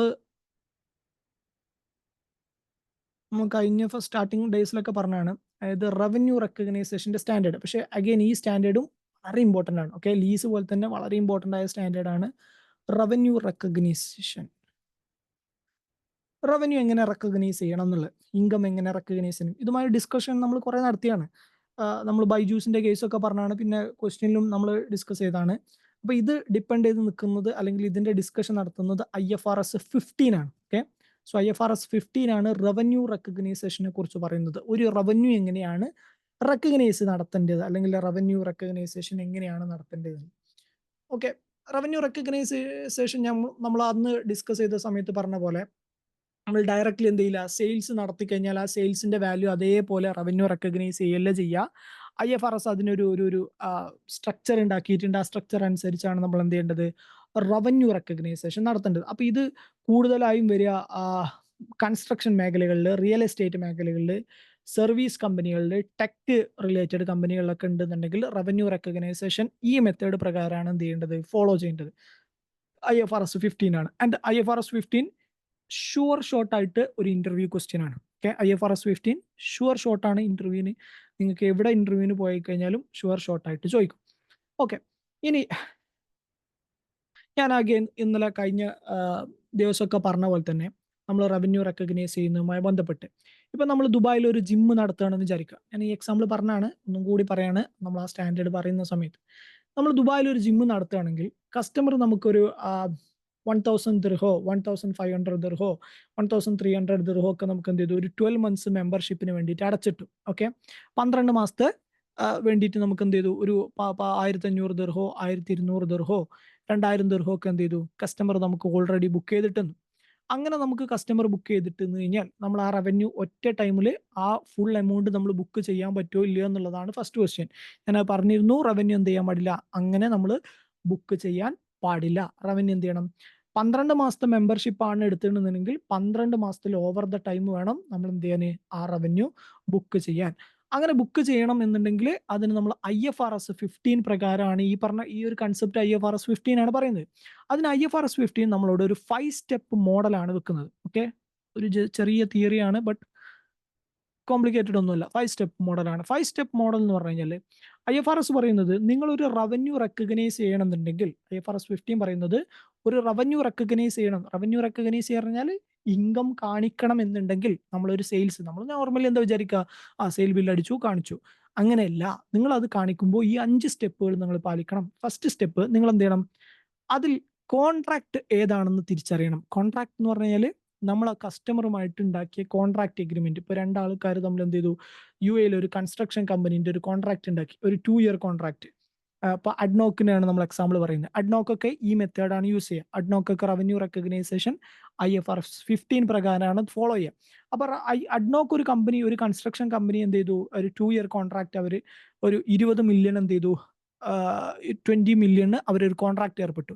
ഇപ്പൊ ഫസ്റ്റ് ഒരു സ്റ്റെപ്പിൽ റവന്യൂ റെക്കഗ്നൈസ് ചെയ്യണമെങ്കിൽ ആദ്യം നമ്മൾ എന്ത് ചെയ്യണം, കോൺട്രാക്ട് റെക്കഗ്നൈസ് ചെയ്യണം. അതായത് ആ കസ്റ്റമറുമായിട്ട് നമ്മൾ എന്ത് കോൺട്രാക്ട് ആണോ ഏർപ്പെട്ടിട്ടുള്ള ആ കോൺട്രാക്ട് തിരിച്ചറിയണം. രണ്ടാമത്തത് ഐഡന്റിഫൈ പെർഫോമൻസ് ഒബ്ലിഗേഷൻസ്. ഞാൻ ഇന്നലെ പറഞ്ഞിട്ടുണ്ടായിരുന്നു, പെർഫോമൻസ് ഒബ്ലിഗേഷൻ എന്ന് പറഞ്ഞു കഴിഞ്ഞാൽ നമ്മൾ ആ കസ്റ്റമർക്ക് ചെയ്തു കൊടുക്കാനുള്ള കാര്യങ്ങൾ എന്തൊക്കെയാണ്, നമ്മൾ അവരുമായിട്ടുള്ള പെർഫോമൻസ് ഒബ്ലിഗേഷൻസ് നമുക്കുള്ളത് എന്നുള്ളത് കണ്ടുപിടിക്കണം. അപ്പോൾ ഒരാളുമായിട്ട് നമ്മൾ ഈ പറഞ്ഞ പോലെ നമ്മളൊരു കസ്റ്റമറുമായിട്ട് നമ്മളൊരു IFRS ഒരു കോൺട്രാക്റ്റിൽ ഏർപ്പെടുകയാണെങ്കിൽ അവരുമായിട്ടുള്ള പെർഫോമൻസ് ഒബ്ലിഗേഷൻസ് എന്തൊക്കെയാണെന്നുള്ളത്. ഇപ്പോൾ ഫോർ എക്സാമ്പിൾ ഒരു സോഫ്റ്റ്വെയർ കമ്പനി അവരുടെ ലൈസൻസ് വിൽക്കുന്നുണ്ട്, ഈ സോഫ്റ്റ്വെയറിന് ഇൻസ്റ്റാളേഷൻ നടത്തുന്നുണ്ട്, ഈ സോഫ്റ്റ്വെയർ 1 ഇയർ മെയിൻ്റനൻസ് നടത്തുന്നുണ്ട് വിചാരിക്കും. ഓക്കെ, ഒരു കസ്റ്റമറുമായിട്ട് കോൺട്രാക്റ്റിൽ ഏർപ്പെടുക പറഞ്ഞാൽ ബില്ലടിച്ചു. ഓക്കെ, ബില്ലടിച്ച സമയത്ത് ആ സോഫ്റ്റ്വെയർ വിൽക്കുന്നതിൻ്റെ കൂടെ അവർ 3 കാര്യങ്ങൾ കൊടുക്കുന്നുണ്ട്. ഒന്ന്, സോഫ്റ്റ്വെയറിന്റെ ലൈസൻസ് വിൽക്കുന്നുണ്ട്. 2, ഈ സോഫ്റ്റ്വെയർ അവർ ഇൻസ്റ്റാൾ ചെയ്ത് കൊടുക്കും. 3, ഈ സോഫ്റ്റ്വെയറിന്റെ 1 വർഷത്തെ മെയിൻ്റനൻസും അവർ ഏറ്റെടുക്കുന്നുണ്ട്. ഇവിടെ 3 പെർഫോമൻസ് ഓബ്ലിഗേഷൻസ് ഉണ്ട്. 3 സെപ്പറേറ്റ് ആണ്. ഓക്കെ, അല്ലാതെ എന്തല്ല, സോഫ്റ്റ്വെയർ വാങ്ങിക്കഴിഞ്ഞാൽ സോഫ്റ്റ്വെയറിന്റെ ലൈസൻസിനുള്ള ഒരു എമൗണ്ട് ഒരു 10,000 ദിർഹം, അല്ലെങ്കിൽ ഇൻസ്റ്റാളേഷൻ ഒരു 2,000 ദിർഹം, 1 ഇയർ മെയിൻ്റനൻസിന് ഒരു 3,000, അങ്ങനെ ടോട്ടൽ 15,000 ആണ് വിചാരിക്കുക. നമ്മൾ സോഫ്റ്റ്വെയർ ഒരാൾക്ക് വിറ്റ് കഴിഞ്ഞാൽ ഉടനെ 15,000 എന്ത് ചെയ്യാൻ പറ്റില്ല, നമുക്ക് ഇൻകം ബുക്ക് ചെയ്യാൻ പറ്റില്ല. നമ്മൾ എന്ത് ചെയ്യണം, ആദ്യം 10,000 ബുക്ക് ചെയ്യണം. ലൈസൻസ് കൊടുത്തു കഴിഞ്ഞാൽ 10,000 ബുക്ക് ചെയ്യാം. 2,000 എപ്പോൾ ബുക്ക് ചെയ്യണം, ഇൻസ്റ്റാളേഷൻ കംപ്ലീറ്റ് ആയാൽ നമുക്ക് ബുക്ക് ചെയ്യാം. ബാക്കി 3,000 1 ഇയർ മെയിൻ്റനൻസിന് വേണ്ടിയിട്ട്. അപ്പോൾ 1 ഇയർ കഴിഞ്ഞു, 1 ഇയർ ആയിട്ടും ഈ നമ്മളെ കസ്റ്റമർ എന്ത് ചെയ്യുന്നില്ല, നമുക്കൊരു പരാതിയോ അല്ലെങ്കിൽ മെയിൻ്റനൻസുമായി ബന്ധപ്പെട്ട് ഒന്നും ചെയ്യുന്നില്ല, അല്ലെങ്കിൽ 1 ഇയറിന്റെ മെയിൻ്റനൻസ് നമ്മൾ ചെയ്തോളാം എന്ന് പറഞ്ഞിട്ടാണ് നമ്മൾ 1 ഇയർ മെയിൻ്റനൻസ് എന്ത് ചെയ്തു, കഴിഞ്ഞ സമയത്ത് ചെയ്തു കൊടുത്തു. ആ സമയത്ത് എന്ത് ചെയ്യാൻ പാടുള്ളൂ, ഈ 3,000 ഇൻകം ബുക്ക് ചെയ്യാൻ പാടുള്ളൂ. അതായത് പെർഫോമൻസ് ഒബ്ലിഗേഷൻസ് 3 ഉണ്ടെന്നുണ്ടെങ്കിൽ ആ 3 പെർഫോമൻസ് ഒബ്ലിഗേഷൻസും നമ്മൾ എപ്പോൾ മീറ്റ് ചെയ്യുന്നു അപ്പോഴാണ് അതിന്റെ റവന്യൂ റെക്കഗ്നൈസ് ചെയ്യേണ്ടത്. അല്ലാതെ എന്ത് ചെയ്യാൻ പാടില്ല, അതിന് മുന്നേ നമുക്ക് റവന്യൂ റെക്കഗ്നൈസ് ചെയ്യാൻ പാടില്ല. ആൻഡ് മൂന്നാമത്തത് പറയുന്നത് ഡിറ്റർമിൻ ട്രാൻസാക്ഷൻ പ്രൈസ്, അല്ലെങ്കിൽ ട്രാൻസാക്ഷൻ പ്രൈസ് കണ്ടുപിടിക്കുക, TP കണ്ടുപിടിക്കുക, ട്രാൻസാക്ഷൻ പ്രൈസ്. അതായത് ആ ഓരോ പെർഫോമൻസ് ഓബ്ലിഗേഷന്റെയും ട്രാൻസാക്ഷൻ പ്രൈസ് എത്രയാന്നുള്ളത് കണ്ടുപിടിക്കുക. ഇപ്പോൾ ഫിക്സഡ് പ്രൈസും ഉണ്ടാവും, വേരിയബിൾ പ്രൈസും ഉണ്ടാവും. Okay, fixed price, variable price എന്ന് പറഞ്ഞാൽ ഇപ്പോൾ ഒരു ട്രാൻസാക്ഷൻ, ഇപ്പോൾ ഫോർ എക്സാമ്പിൾ നമ്മളൊരു റവന്യൂ ഒരു അഡ്നോക്ക് എന്ത് ചെയ്തു, ഒരു കസ്റ്റമറുമായിട്ട് അവരുടെ ബിൽഡിങ്ങിന് വേണ്ടിയിട്ട് എന്ത് ചെയ്തു, കോൺട്രാക്റ്റിൽ ഏർപ്പെട്ടു. ബിൽഡിങ്ങിന് കോൺട്രാക്ട് ഏർപ്പെട്ട സമയത്ത് അഡ്നോക്ക് പറഞ്ഞു എന്ത്, ബിൽഡിങ് നിങ്ങൾ ഇത്ര സമയത്ത് തീർത്തു തന്നു കഴിഞ്ഞാൽ, അല്ലെങ്കിൽ ബിൽഡിങ്ങിന്റെ എമൗണ്ട് ആയിട്ട് ഞങ്ങൾ ഒരു 10 മില്യൺ ആണ് കാണുന്നത്. ഓക്കെ, 10 മില്യൺ ആണ് ആ കോൺട്രാക്ടിന്റെ fixed price, fixed transaction price. നിർബന്ധമായിട്ട് എന്ത് ചെയ്യും, 10 മില്യൺ കിട്ടും. പ്ലസ് അഡ്നോക്ക് ഒരു ക്ലോസും കൂടി ആ കോൺട്രാക്റ്റിൽ വെച്ചു. എന്ത്, നിങ്ങൾ ഈ ബിൽഡിങ് ഒരു 6 മാസത്തിനുള്ളിൽ വർക്ക് തീർന്നു എന്ന് കഴിഞ്ഞാൽ നിങ്ങൾക്ക് എന്ത് തരാം, അഡീഷണൽ ഒരു 5 മില്യണും കൂടി തരാം. ഇത് വേരിയബിൾ ട്രാൻസാക്ഷൻ പ്രൈസ് ആണ്. ആദ്യത്തേത് ഫിക്സഡ് പ്രൈസ്, രണ്ടാമത്തത് വേരിയബിൾ. വേരിയബിൾ പറഞ്ഞു കഴിഞ്ഞാൽ അത് ഡിപ്പെൻസ് ആണ് എന്തിനെ, ഈ 6 മാസത്തിന് ഡിപ്പെൻഡ് ചെയ്തിരിക്കും. 6 മാസത്തിനുള്ളിൽ നമ്മൾ ആ കോൺട്രാക്ട് ചെയ്ത് തീർത്തു കൊടുത്തു കഴിഞ്ഞാൽ നമുക്ക് എന്ത് കിട്ടും, ഒരു 5 മില്യൺ കൂടി ഇൻകം കിട്ടും. അപ്പോൾ ഒരേ ട്രാൻസാക്ഷൻ പ്രൈസിൽ എന്തൊക്കെ ഉണ്ടാവാം, ഫിക്സഡ് ആയിട്ടുള്ള ഒരു വരുമാനം ഉണ്ടാവാം, വേരിയബിൾ ആയിട്ട്. വേരിയബിൾ എന്ന് പറഞ്ഞാൽ ഇപ്പൊ നമ്മൾ ഈ പറഞ്ഞ പോലെ ഒരു കോൺട്രാക്ടിനും എന്ത് ചെയ്യുക, ഒരു കണ്ടീഷൻ വെക്കുക, 6 മന്ത്സിനുള്ളിൽ നിങ്ങൾ എന്ത് ചെയ്യണം, ഈ വർക്ക് ചെയ്തു തരണം, അല്ലെങ്കിൽ 3 മന്ത്സിനുള്ളിൽ വർക്ക് ചെയ്തു തരണം, അല്ലെങ്കിൽ 1 ഇയറിന് ചെയ്ത് കഴിഞ്ഞാൽ അഡീഷണലി നിങ്ങൾക്ക് ഇത്ര കൂടി ഇൻകം കിട്ടും എന്ന് പറയുന്നതാണ് എന്ത്, നമ്മൾ നേരത്തെ പറഞ്ഞ വേരിയബിൾ ഇൻകം. അപ്പോൾ ഒരു ട്രാൻസാക്ഷൻ പ്രൈസ് എന്ത് ചെയ്യുക, ഏതൊക്കെയാണ് ട്രാൻസാക്ഷൻ പ്രൈസ് എന്ന് കണ്ടുപിടിക്കുക. നാലാമത്തത് അലോക്കേറ്റ് ചെയ്ത ട്രാൻസാക്ഷൻ പ്രൈസ്. ട്രാൻസാക്ഷൻ പ്രൈസ് എന്ത് ചെയ്യുക, ഓരോ പെർഫോമൻസ് ഒബ്ലിഗേഷനും അലോക്കേറ്റ് ചെയ്ത് കൊടുക്കുക. അപ്പോൾ ടോട്ടലി ഇപ്പോൾ ഒരു 3 പെർഫോമൻസ് ഒബ്ലിഗേഷൻ ഉണ്ട് വിചാരിക്കും. അപ്പോൾ നമ്മൾ നേരത്തെ പറഞ്ഞ പോലെ ഒരു കമ്പ്യൂട്ടർ സോഫ്റ്റ്വെയർ ലൈസൻസ് വെക്കുക, ലൈസൻസ് ഉണ്ട്, അതുപോലെ അവിടെ ഇൻസ്റ്റാളേഷൻ ഉണ്ട്, 1 ഇയർ മെയിൻ്റനൻസ് ഉണ്ടെന്നുണ്ടെങ്കിൽ ടോട്ടൽ എമൗണ്ട് 15,000 ആണെന്നുണ്ടെങ്കിൽ ഈ ഓരോന്നിനും എന്ത് ചെയ്യുക, സെപ്പറേറ്റ് ട്രാൻസാക്ഷൻ പ്രൈസ് അലോക്കേറ്റ് ചെയ്ത് കൊടുക്കുക. ലൈസൻസിന്റെ പ്രൈസ് 10,000, ഇൻസ്റ്റാളേഷന് 2,000, 1 ഇയർ സർവീസിന് വേണ്ടിയിട്ട് നമ്മൾ കൊടുക്കുന്നത് 3,000. അപ്പോൾ എന്ത് ചെയ്യാം, ഓരോ ട്രാൻസാക്ഷൻ പ്രൈസും ഓരോ പെർഫോമൻസ് ഒബ്ലിഗേഷനുമായിട്ട് എന്ത് ചെയ്യുക, അലോക്കേറ്റ് ചെയ്ത് വെക്കുക. So this is called 4th step. And last step recognise revenue. എന്നിട്ട് വേണം നമ്മൾ എന്ത് ചെയ്യാൻ, റവന്യൂ റെക്കഗ്നൈസ് ചെയ്യാൻ, recognise revenue. So this 5 step model is very important. Okay, നമ്മളോട് എവിടെ എന്ത് ചെയ്തേക്കാം, എങ്ങനെയാണ് റവന്യൂ റെക്കഗ്നൈസേഷന്റെ 5 സ്റ്റെപ്പ് മോഡൽ എന്ന് ചോദിച്ചേക്കാം. സോ ആ സമയത്ത് നമ്മൾ എന്ത് ചെയ്യണം, ഈ പറഞ്ഞ പോലെയാണ് ചെയ്യേണ്ടത്. അതിൽ ശ്രദ്ധിക്കേണ്ടത് ഓവർ ദ ടൈം ആവുന്ന സമയത്താണ് നമ്മൾ പറഞ്ഞു, ഇപ്പോൾ ജിമ്മിലെ കേസ്, അല്ലെങ്കിൽ വലിയ കൺസ്ട്രക്ഷൻ ബിസിനസ് ഒക്കെ നടക്കുകയാണെന്നുണ്ടെങ്കിൽ ആ സമയത്തൊക്കെ നമുക്ക് എന്ത് ചെയ്യാം, സ്റ്റാർട്ടിങ്ങിൽ എത്രയാണോ വരുമാനം കിട്ടിയത് അത് അഡ്വാൻസ് ആക്കി വെക്കുക. എന്നിട്ട് നമ്മൾ എത്ര തീർത്തു കൊടുക്കുന്നു അതിനനുസരിച്ചുള്ള ഇൻകം മാത്രം കാണിക്കുക. ഓക്കെ, നേരെ മറിച്ച് പോയിന്റ് ഓഫ് ടൈം ആണെങ്കിലോ, ഇപ്പോൾ ഒരു ഇലക്ട്രോണിക് ഷോപ്പ് എന്ത് ചെയ്തു, ഫോൺ വിറ്റു, ഇലക്ട്രോണിക് ഷോപ്പ് വിറ്റ് പറഞ്ഞാൽ സെയിൽ എന്തായി, അപ്പൊ തന്നെ കഴിഞ്ഞു അല്ലേ. അവിടെ പിന്നെ എന്ത് ചെയ്യേണ്ട ആവശ്യമില്ല, പെർഫോമൻസ് ഒബ്ലിഗേഷൻസ് നോക്കി എപ്പോൾ കഴിയുന്നു അങ്ങനെയൊന്നും നോക്കേണ്ട ആവശ്യമില്ല. കാരണം ഫോൺ വിറ്റ് കഴിഞ്ഞാൽ ഉടനെ എന്തായി, സെയിൽസ് ആയി. അപ്പോൾ അറ്റ് ദ ടൈം എന്ത് ചെയ്യുക, മൈ ലാസ്റ്റ് ഇന്റർവ്യൂ ഇത് ചോദിച്ചിരുന്നു. കണ്ടോ ഷുഹൈബ് പറയും നോക്കൂ. എന്താ ചോദിച്ചതെന്ന് എല്ലാവർക്കും ഒന്ന് ഷെയർ ചെയ്തെടുക്കോ? ഇല്ല, IFRS 15 അതിന്റെ മോഡൽ 5 മോഡൽസ് ചോദിച്ചിരുന്നു. 5 സ്റ്റെപ്പ് മോഡൽ എന്നല്ലേ ചോദിച്ചേ? അതെ. ഞാൻ പറഞ്ഞില്ലേ ചോദിക്കും. 5 step model revenue recognition IFRS 15 definite ആയിട്ടും ചോദിക്കും. So this is 5 step model. എങ്ങനെയാണ് ഒരു വരുമാനം കിട്ടിക്കഴിഞ്ഞാൽ ഫിനാൻഷ്യൽ സ്റ്റേറ്റ്മെന്റിൽ ബുക്ക് ചെയ്യേണ്ടത് എന്നുള്ളതാണ് ഈ ചോദ്യം. ഇപ്പൊ ഇന്റർവ്യൂവിന് ഒരാളോട് ചോദിച്ച അനുഭവം ഉണ്ട്. അപ്പോൾ ഞാൻ പറഞ്ഞില്ല, അത് ഡെഫിനറ്റ് ആയിട്ടും നിർബന്ധമായിട്ടും അറിയേണ്ട സ്റ്റാൻഡേർഡാണ്. ഓക്കെ, എന്നിട്ട് കിട്ടിയോ അന്ന്? ഇല്ല, അവിടെ കിട്ടിയില്ല. ഞാൻ വേറെ അടുത്ത് വർക്ക് ചെയ്യാം. അതൊരു കോൺട്രാക്ട് കമ്പനിയാണ്. അപ്പൊ അവർക്ക് 4 years അത്ര എക്സ്പീരിയൻസ് വേണം. ഓക്കെ അങ്ങനെ സാറേ ഇനി ചോദിച്ചാൽ കിട്ടുമല്ലോ അല്ലേ? ഓക്കെ, സോ അതാണ് 5 സ്റ്റെപ്പ്. അപ്പോൾ ഞാൻ പറഞ്ഞു വന്നത്, പോയിന്റ് ഓഫ് ടൈം ആണെന്നുണ്ടെങ്കിൽ നമ്മൾ ഈ പറഞ്ഞ പോലെ ഒന്നും ചെയ്യേണ്ട. അപ്പോൾ ഒരു ഫോൺ ഒരാൾ വിൽക്കുകയാണെന്നുണ്ടെങ്കിൽ നമുക്ക് എന്ത് ചെയ്യാം, ഡയറക്റ്റ്ലി എൻട്രി ഇടാം. ഫോൺ വിറ്റ് കഴിഞ്ഞാൽ normally cash account debit to revenue എന്താണ്, സെയിൽ എന്താണെന്നുള്ളത് കാണിച്ചു കൊടുക്കാം. ഇതുവരെ എപ്പോഴാ ഓവർ ദ ടൈം ആവുന്ന സമയത്താണ് നമ്മൾ നേരത്തെ പറഞ്ഞ പോലെ ആദ്യം അസറ്റിലേക്ക് കാണിച്ചിട്ട് പിന്നെ എന്ത് ചെയ്യുക, റിസീവബിൾസ് അല്ലെങ്കിൽ നമ്മൾ ചെയ്യുന്നതിനനുസരിച്ച് എന്ത് ചെയ്യുക, ബുക്ക് ചെയ്യുക. ഓക്കെ, അല്ലെങ്കിൽ കറണ്ട് ലയബിലിറ്റി ആക്കിയിട്ട് നമ്മൾ എന്ത് ചെയ്യുക, ബുക്ക് ചെയ്ത് പോവാം. മൾട്ടിപ്പിൾ പെർഫോമൻസ് ഒബ്ലിഗേഷൻസ് ഉണ്ട് എന്നുണ്ടെങ്കിൽ നമ്മൾ നേരത്തെ പറഞ്ഞ പോലെ ഇത് ലൈസൻസ് പോലത്തെ അല്ലെങ്കിൽ സോഫ്റ്റ്വെയർ പോലത്തെ അല്ലെങ്കിൽ ഒരേ സാധനത്ത് ഇപ്പം നമ്മൾ നേരത്തെ പറഞ്ഞില്ലേ, ഒരു ലൈസൻസും ഉണ്ട്. ഫോർ എക്സാമ്പിൾ നമ്മൾ കോൺട്രാക്റ്റിൽ ഏർപ്പെട്ടു, ഒരു സോഫ്റ്റ്വെയർ കമ്പനി കോൺട്രാക്റ്റിൽ ഏർപ്പെട്ടു. UAE ഒരുപാട് സോഫ്റ്റ്വെയർ കമ്പനികളാണ്. അപ്പോൾ അവരെങ്ങനെയാണ് ഇൻകം ബുക്ക് ചെയ്യുന്നതാണ് നമ്മൾ നോക്കുന്നത്. ഓക്കെ, അപ്പോൾ അവരുടെ കോൺട്രാക്ട് പ്രൈസ്, ഒരു കസ്റ്റമറായിട്ട് അവർ കോൺട്രാക്ട് പ്രൈസിൽ ഏർപ്പെട്ടു. അവർ ഏകദേശം ഒരു 1 lakh ദിർഹത്തിന്റെ കോൺട്രാക്ട് പ്രൈസ് ആണ് ഏർപ്പെട്ടു. 1 lakh AED contract price. Okay, ആ കോൺട്രാക്റ്റിൽ അവർ ചെയ്തു കൊടുക്കുന്നത് അവരുടെ സോഫ്റ്റ്വെയറിന്റെ ലൈസൻസ് ഉണ്ട്. ഓക്കെ, സോഫ്റ്റ്വെയറിന്റെ ലൈസൻസ് കൊടുക്കും, സോഫ്റ്റ്വെയർ ഇൻസ്റ്റാൾ ചെയ്ത് കൊടുക്കും. ഓക്കെ, ആൻഡ് സോഫ്റ്റ്വെയർ മെയിൻറ്റെയിൻ ചെയ്ത് കൊടുക്കും. ഈ 3 കാര്യങ്ങൾ അവരെന്ത് ചെയ്യും, ചെയ്തു കൊടുക്കും. ഓക്കെ, ഈ 3 കാര്യങ്ങളാണ് ആ കോൺട്രാക്ട്. അപ്പോൾ അവർ കോട്ട് ചെയ്തിട്ടുള്ളത് 1 lakh ദിർഹമാണ്. കോൺട്രാക്ട് സോഫ്റ്റ്വെയർ കമ്പനി കോട്ട് ചെയ്തിട്ടുള്ളത് 1 lakh ദിർഹമാണ്. അങ്ങനെ 1 lakh ദിർഹം ചെയ്ത് കഴിഞ്ഞ് കഴിഞ്ഞാൽ നമ്മൾ അതിൻ്റെ അക്കൗണ്ടന്റ് ആണ്. നമ്മളെ കസ്റ്റമർ എന്ത് ചെയ്തു, 1 lakh ദിർഹത്തിന് സോഫ്റ്റ്വെയർ കൊണ്ടുപോയി എന്ന് പറഞ്ഞു കഴിഞ്ഞാൽ ഉടനെ കയറിയിട്ട് എന്ത് ചെയ്യാൻ പാടില്ല, 1 lakh ഇൻകം ബുക്ക് ചെയ്യാൻ പാടില്ല. നമ്മൾ എന്ത് ചെയ്യണം, ഇതിലെ പെർഫോമൻസ് ഒബ്ലിഗേഷൻസ് ഏതൊക്കെയാണെന്ന് കണ്ടുപിടിക്കണം. ഏതൊക്കെയാണ് പെർഫോമൻസ് ഒബ്ലിഗേഷൻസ്? 3 പെർഫോമൻസ് ഒബ്ലിഗേഷൻസ് ഉണ്ട്. ലൈസൻസ് വിൽക്കൽ ഒരു പെർഫോമൻസ് ഒബ്ലിഗേഷൻ ആണ്, ഇൻസ്റ്റാൾ ചെയ്തു കൊടുക്കൽ വേറെ ഒരു പെർഫോമൻസ് ഒബ്ലിഗേഷൻ ആണ്, ഇതിനെ മെയിൻ്റനൻസ് നടത്തൽ വേറെ പെർഫോമൻസ് ഒബ്ലിഗേഷൻ ആണ്. അതായത് നമ്മൾ പറഞ്ഞ പോലെ രണ്ടാമത്തെ സ്റ്റെപ്പ്. മൂന്നാമത്തതോ, ഇതിന്റെ ട്രാൻസാക്ഷൻ പ്രൈസ് കണ്ടുപിടിക്കുക. ട്രാൻസാക്ഷൻ പ്രൈസ് ഇവിടെ ഫിക്സ്ഡ് ആണ്, 1 lakh മാത്രമേ കിട്ടുള്ളൂ. സോഫ്റ്റ്വെയർ ഒരു 6 മാസം മുന്നേ ചെയ്തു കഴിഞ്ഞാൽ ഇപ്പൊ അഡീഷണൽ എമൗണ്ട് ഒന്നും കിട്ടൂല, ഒറ്റ എമൗണ്ടേ കിട്ടുള്ളൂ. അപ്പൊ contract transaction price fixed amount ആണ് 1 lakh. നാലാമത്തെ സ്റ്റെപ്പ് എന്താ, ഇതിനെ അലോക്കേറ്റ് ചെയ്ത് കൊടുക്കുക. അലോക്കേറ്റ് ചെയ്യാൻ പറഞ്ഞാൽ ലൈസൻസിന് ഇപ്പോൾ ഒരു 70K ആണെന്ന് വിചാരിക്കുക. സോ ലൈസൻസിന് 70K, ഇൻസ്റ്റാളേഷന് ഒരു 20K ആണെന്ന് വിചാരിക്കുക. ഇൻസ്റ്റാളേഷന് 20K, മെയിൻ്റനൻസിന് ഒരു 10K വിചാരിക്കുക. സോ മെയിൻ്റനൻസിന് ഒരു 10K. This is 1 lakh.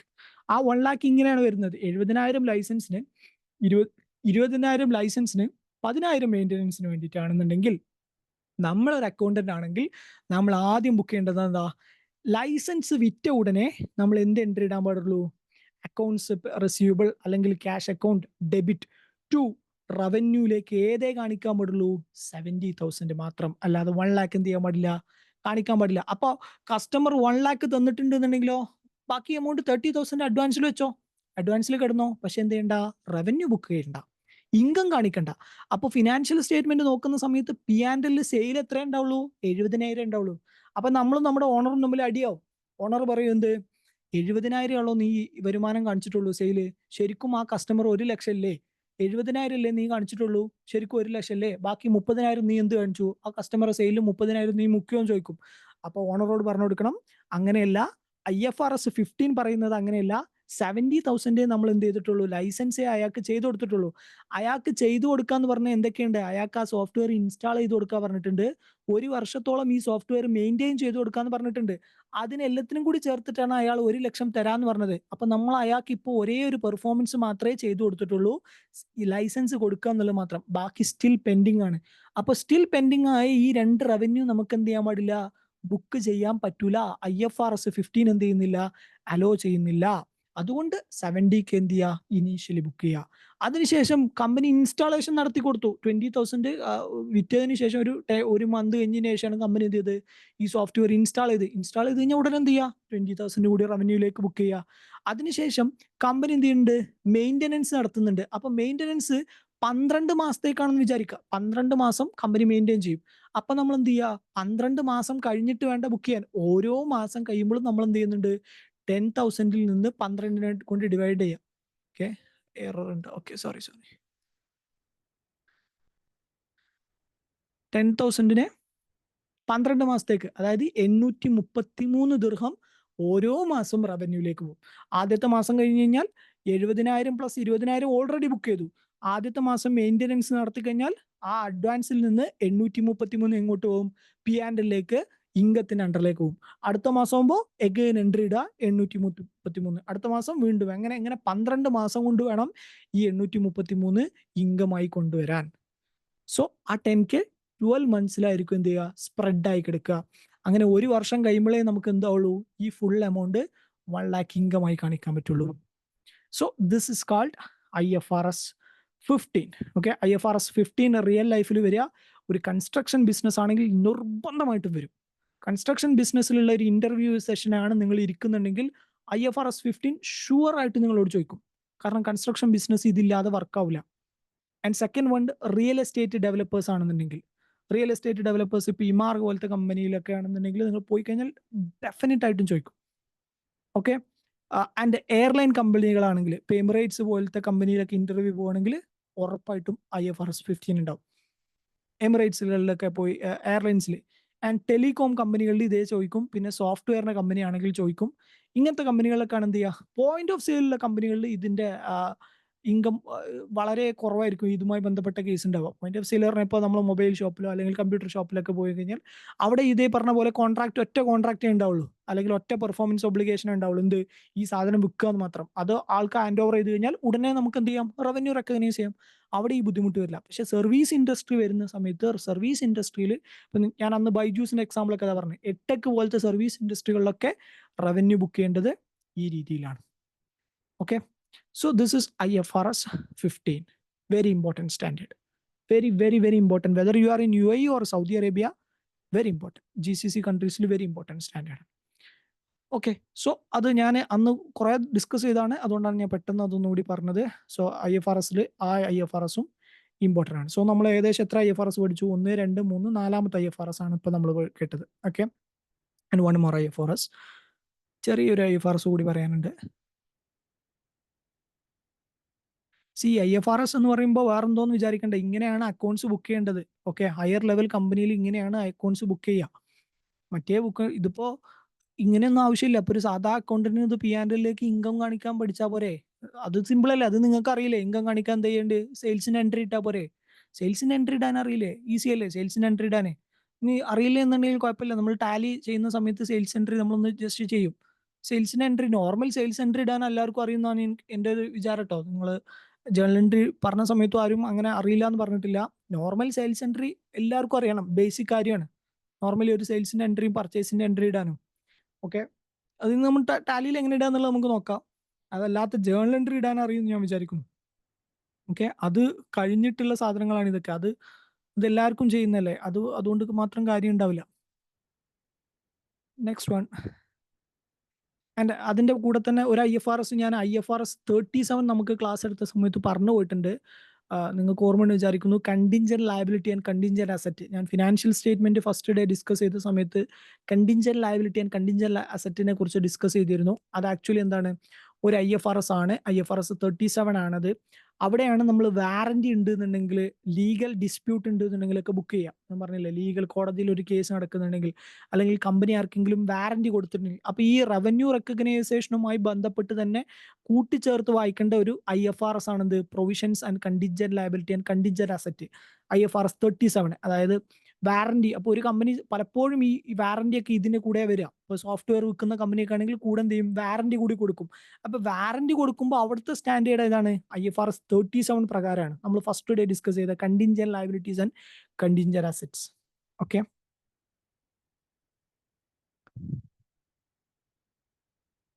Next one ചെറിയ സ്റ്റാൻഡേർഡ് ആണ്.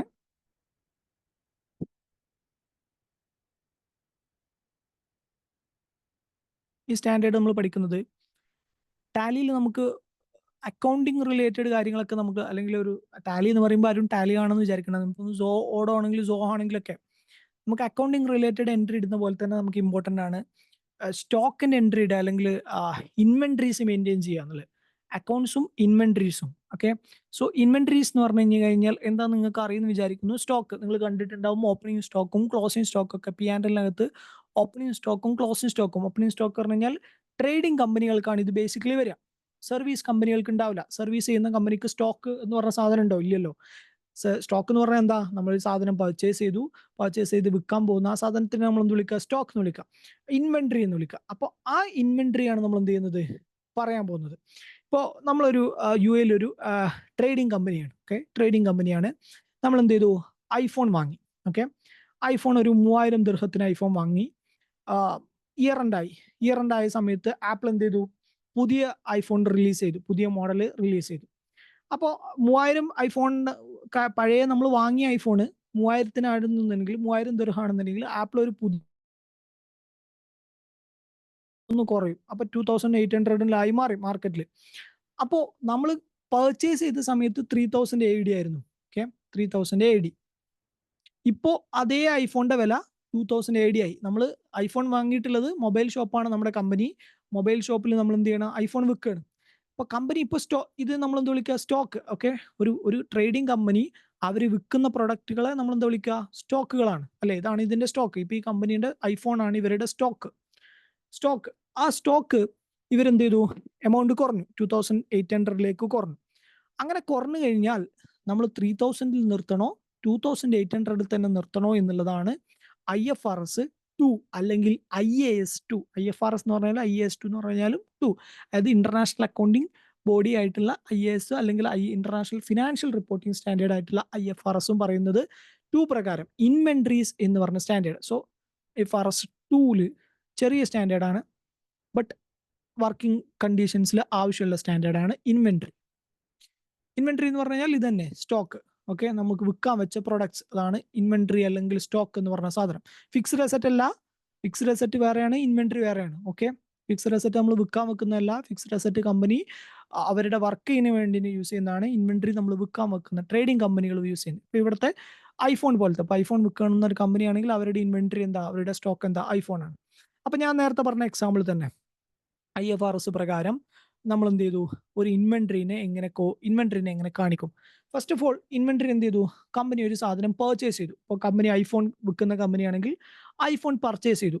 പർച്ചേസ് ചെയ്ത സമയത്ത് നമുക്ക് എന്ത് ചെയ്യാം? ഇതിനൊരു എമൗണ്ട് കാണിക്കും. അതിനാണ് നമ്മൾ പർച്ചേസ് കോസ്റ്റ് അല്ലെങ്കിൽ പർച്ചേസ് പ്രൈസ് എന്നൊക്കെ പറയാം. അതായത് നമ്മൾ വാങ്ങിയ സമയത്തുള്ള ഐറ്റത്തിന്റെ വില. ആ പർച്ചേസ് കോസ്റ്റിലേക്ക് നമ്മൾ എന്തൊക്കെ കൂട്ടും? അതിന്റെ കോസ്റ്റ് കൂട്ടും. ഇന്നലെ നമ്മൾ ഫിക്സ്ഡ് അസറ്റ് പറഞ്ഞ സമയത്ത് പറഞ്ഞ പോലെ തന്നെ ഏതെങ്കിലും നോൺ റീഫണ്ടബിൾ ടാക്സ് ഉണ്ടെങ്കിൽ നമുക്ക് എന്ത് ചെയ്യാൻ പറ്റും? സ്റ്റോക്ക് എമൗണ്ടിന്റെ കൂടെ കൂട്ടാൻ പറ്റും.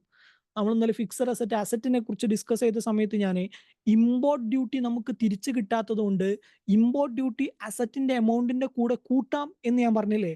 അതുപോലെ സ്റ്റോക്ക് ആവുന്ന സമയത്തും സ്റ്റോക്കിന്റെ കോസ്റ്റിന്റെ കൂടെ സ്റ്റോക്കിലേക്ക് നിങ്ങൾക്ക് എന്ത് ചെയ്യാൻ പറ്റും? ഏതെങ്കിലും നോൺ റീഫണ്ടബിൾ ടാക്സ് ഉണ്ടെന്നുണ്ടെങ്കിൽ അത് ആഡ് ചെയ്യാം. അപ്പൊ സ്റ്റോക്കിന്റെ കൂടെ നോൺ റീഫണ്ടബിൾ ടാക്സ് എന്ന് പറഞ്ഞാൽ ഏതാ? ഇമ്പോർട്ട് ഡ്യൂട്ടി പോലത്തെ സ്റ്റോക്ക് ടാക്സുകൾ തന്നെ. വാറ്റ് ആഡ് ചെയ്യാൻ പറ്റുമോ? ഇൻപുട്ട് വാറ്റ് ആഡ് ചെയ്യാൻ പറ്റുമോ? ഇൻപുട്ട് വാറ്റ് ആഡ് ചെയ്യാൻ പറ്റില്ല. കാരണം എന്താ പറ്റുമോ? ഇൻപുട്ട് വാറ്റ് നമ്മൾ തിരിച്ചെടുക്കുന്നതാണ്, റീഫണ്ട് ആയിട്ട് എടുക്കുന്നതാണ്. അപ്പൊ ആ ഇൻപുട്ട് വാറ്റ് എന്ത് ചെയ്യാൻ പാടില്ല? കോസ്റ്റിന്റെ എമൗണ്ടിന്റെ കൂടെ കൂട്ടാൻ പാടില്ല. നമുക്ക് തിരിച്ച് കിട്ടാത്ത ടാക്സുകൾ, നോൺ റീഫണ്ടബിൾ ആയിട്ടുള്ള ടാക്സുകൾ, ഫോർ എക്സാമ്പിൾ ഇമ്പോർട്ട് ഡ്യൂട്ടി, അത് അസറ്റ് വാങ്ങിയ സമയത്ത് അസറ്റിന്റെ കൂടെയാണെങ്കിലും കൂട്ടാം. അതല്ല, അസറ്റ് അല്ല സ്റ്റോക്കാണ് വാങ്ങുന്നുണ്ടെങ്കിൽ സ്റ്റോക്കിന്റെ കൂടെയും കൂട്ടാം. സോ പർച്ചേസ് കോസ്റ്റിന്റെ കൂടെ നേരത്തെ നമ്മൾ പറഞ്ഞ പോലെ തന്നെ നമുക്ക് എന്ത് ചെയ്യാൻ പറ്റും? നോൺ റീഫണ്ടബിൾ ടാക്സുകൾ കൂട്ടാൻ പറ്റും. ഈ സ്റ്റോക്കിന്റെ എന്തെങ്കിലും ഇൻഷുറൻസോ അല്ലെങ്കിൽ ഹാൻഡ്ലിംഗ് ചാർജോ ട്രാൻസ്പോർട്ടേഷൻ ചാർജോ ഒക്കെ ഉണ്ടെങ്കിൽ അത് കൂട്ടാൻ പറ്റും. അതിന്ന് എന്ത് ചെയ്യുക? ഡിസ്കൗണ്ടുകൾ എന്തെങ്കിലും തന്നിട്ടുണ്ടെങ്കിൽ ഡിസ്കൗണ്ട് കുറക്കുക.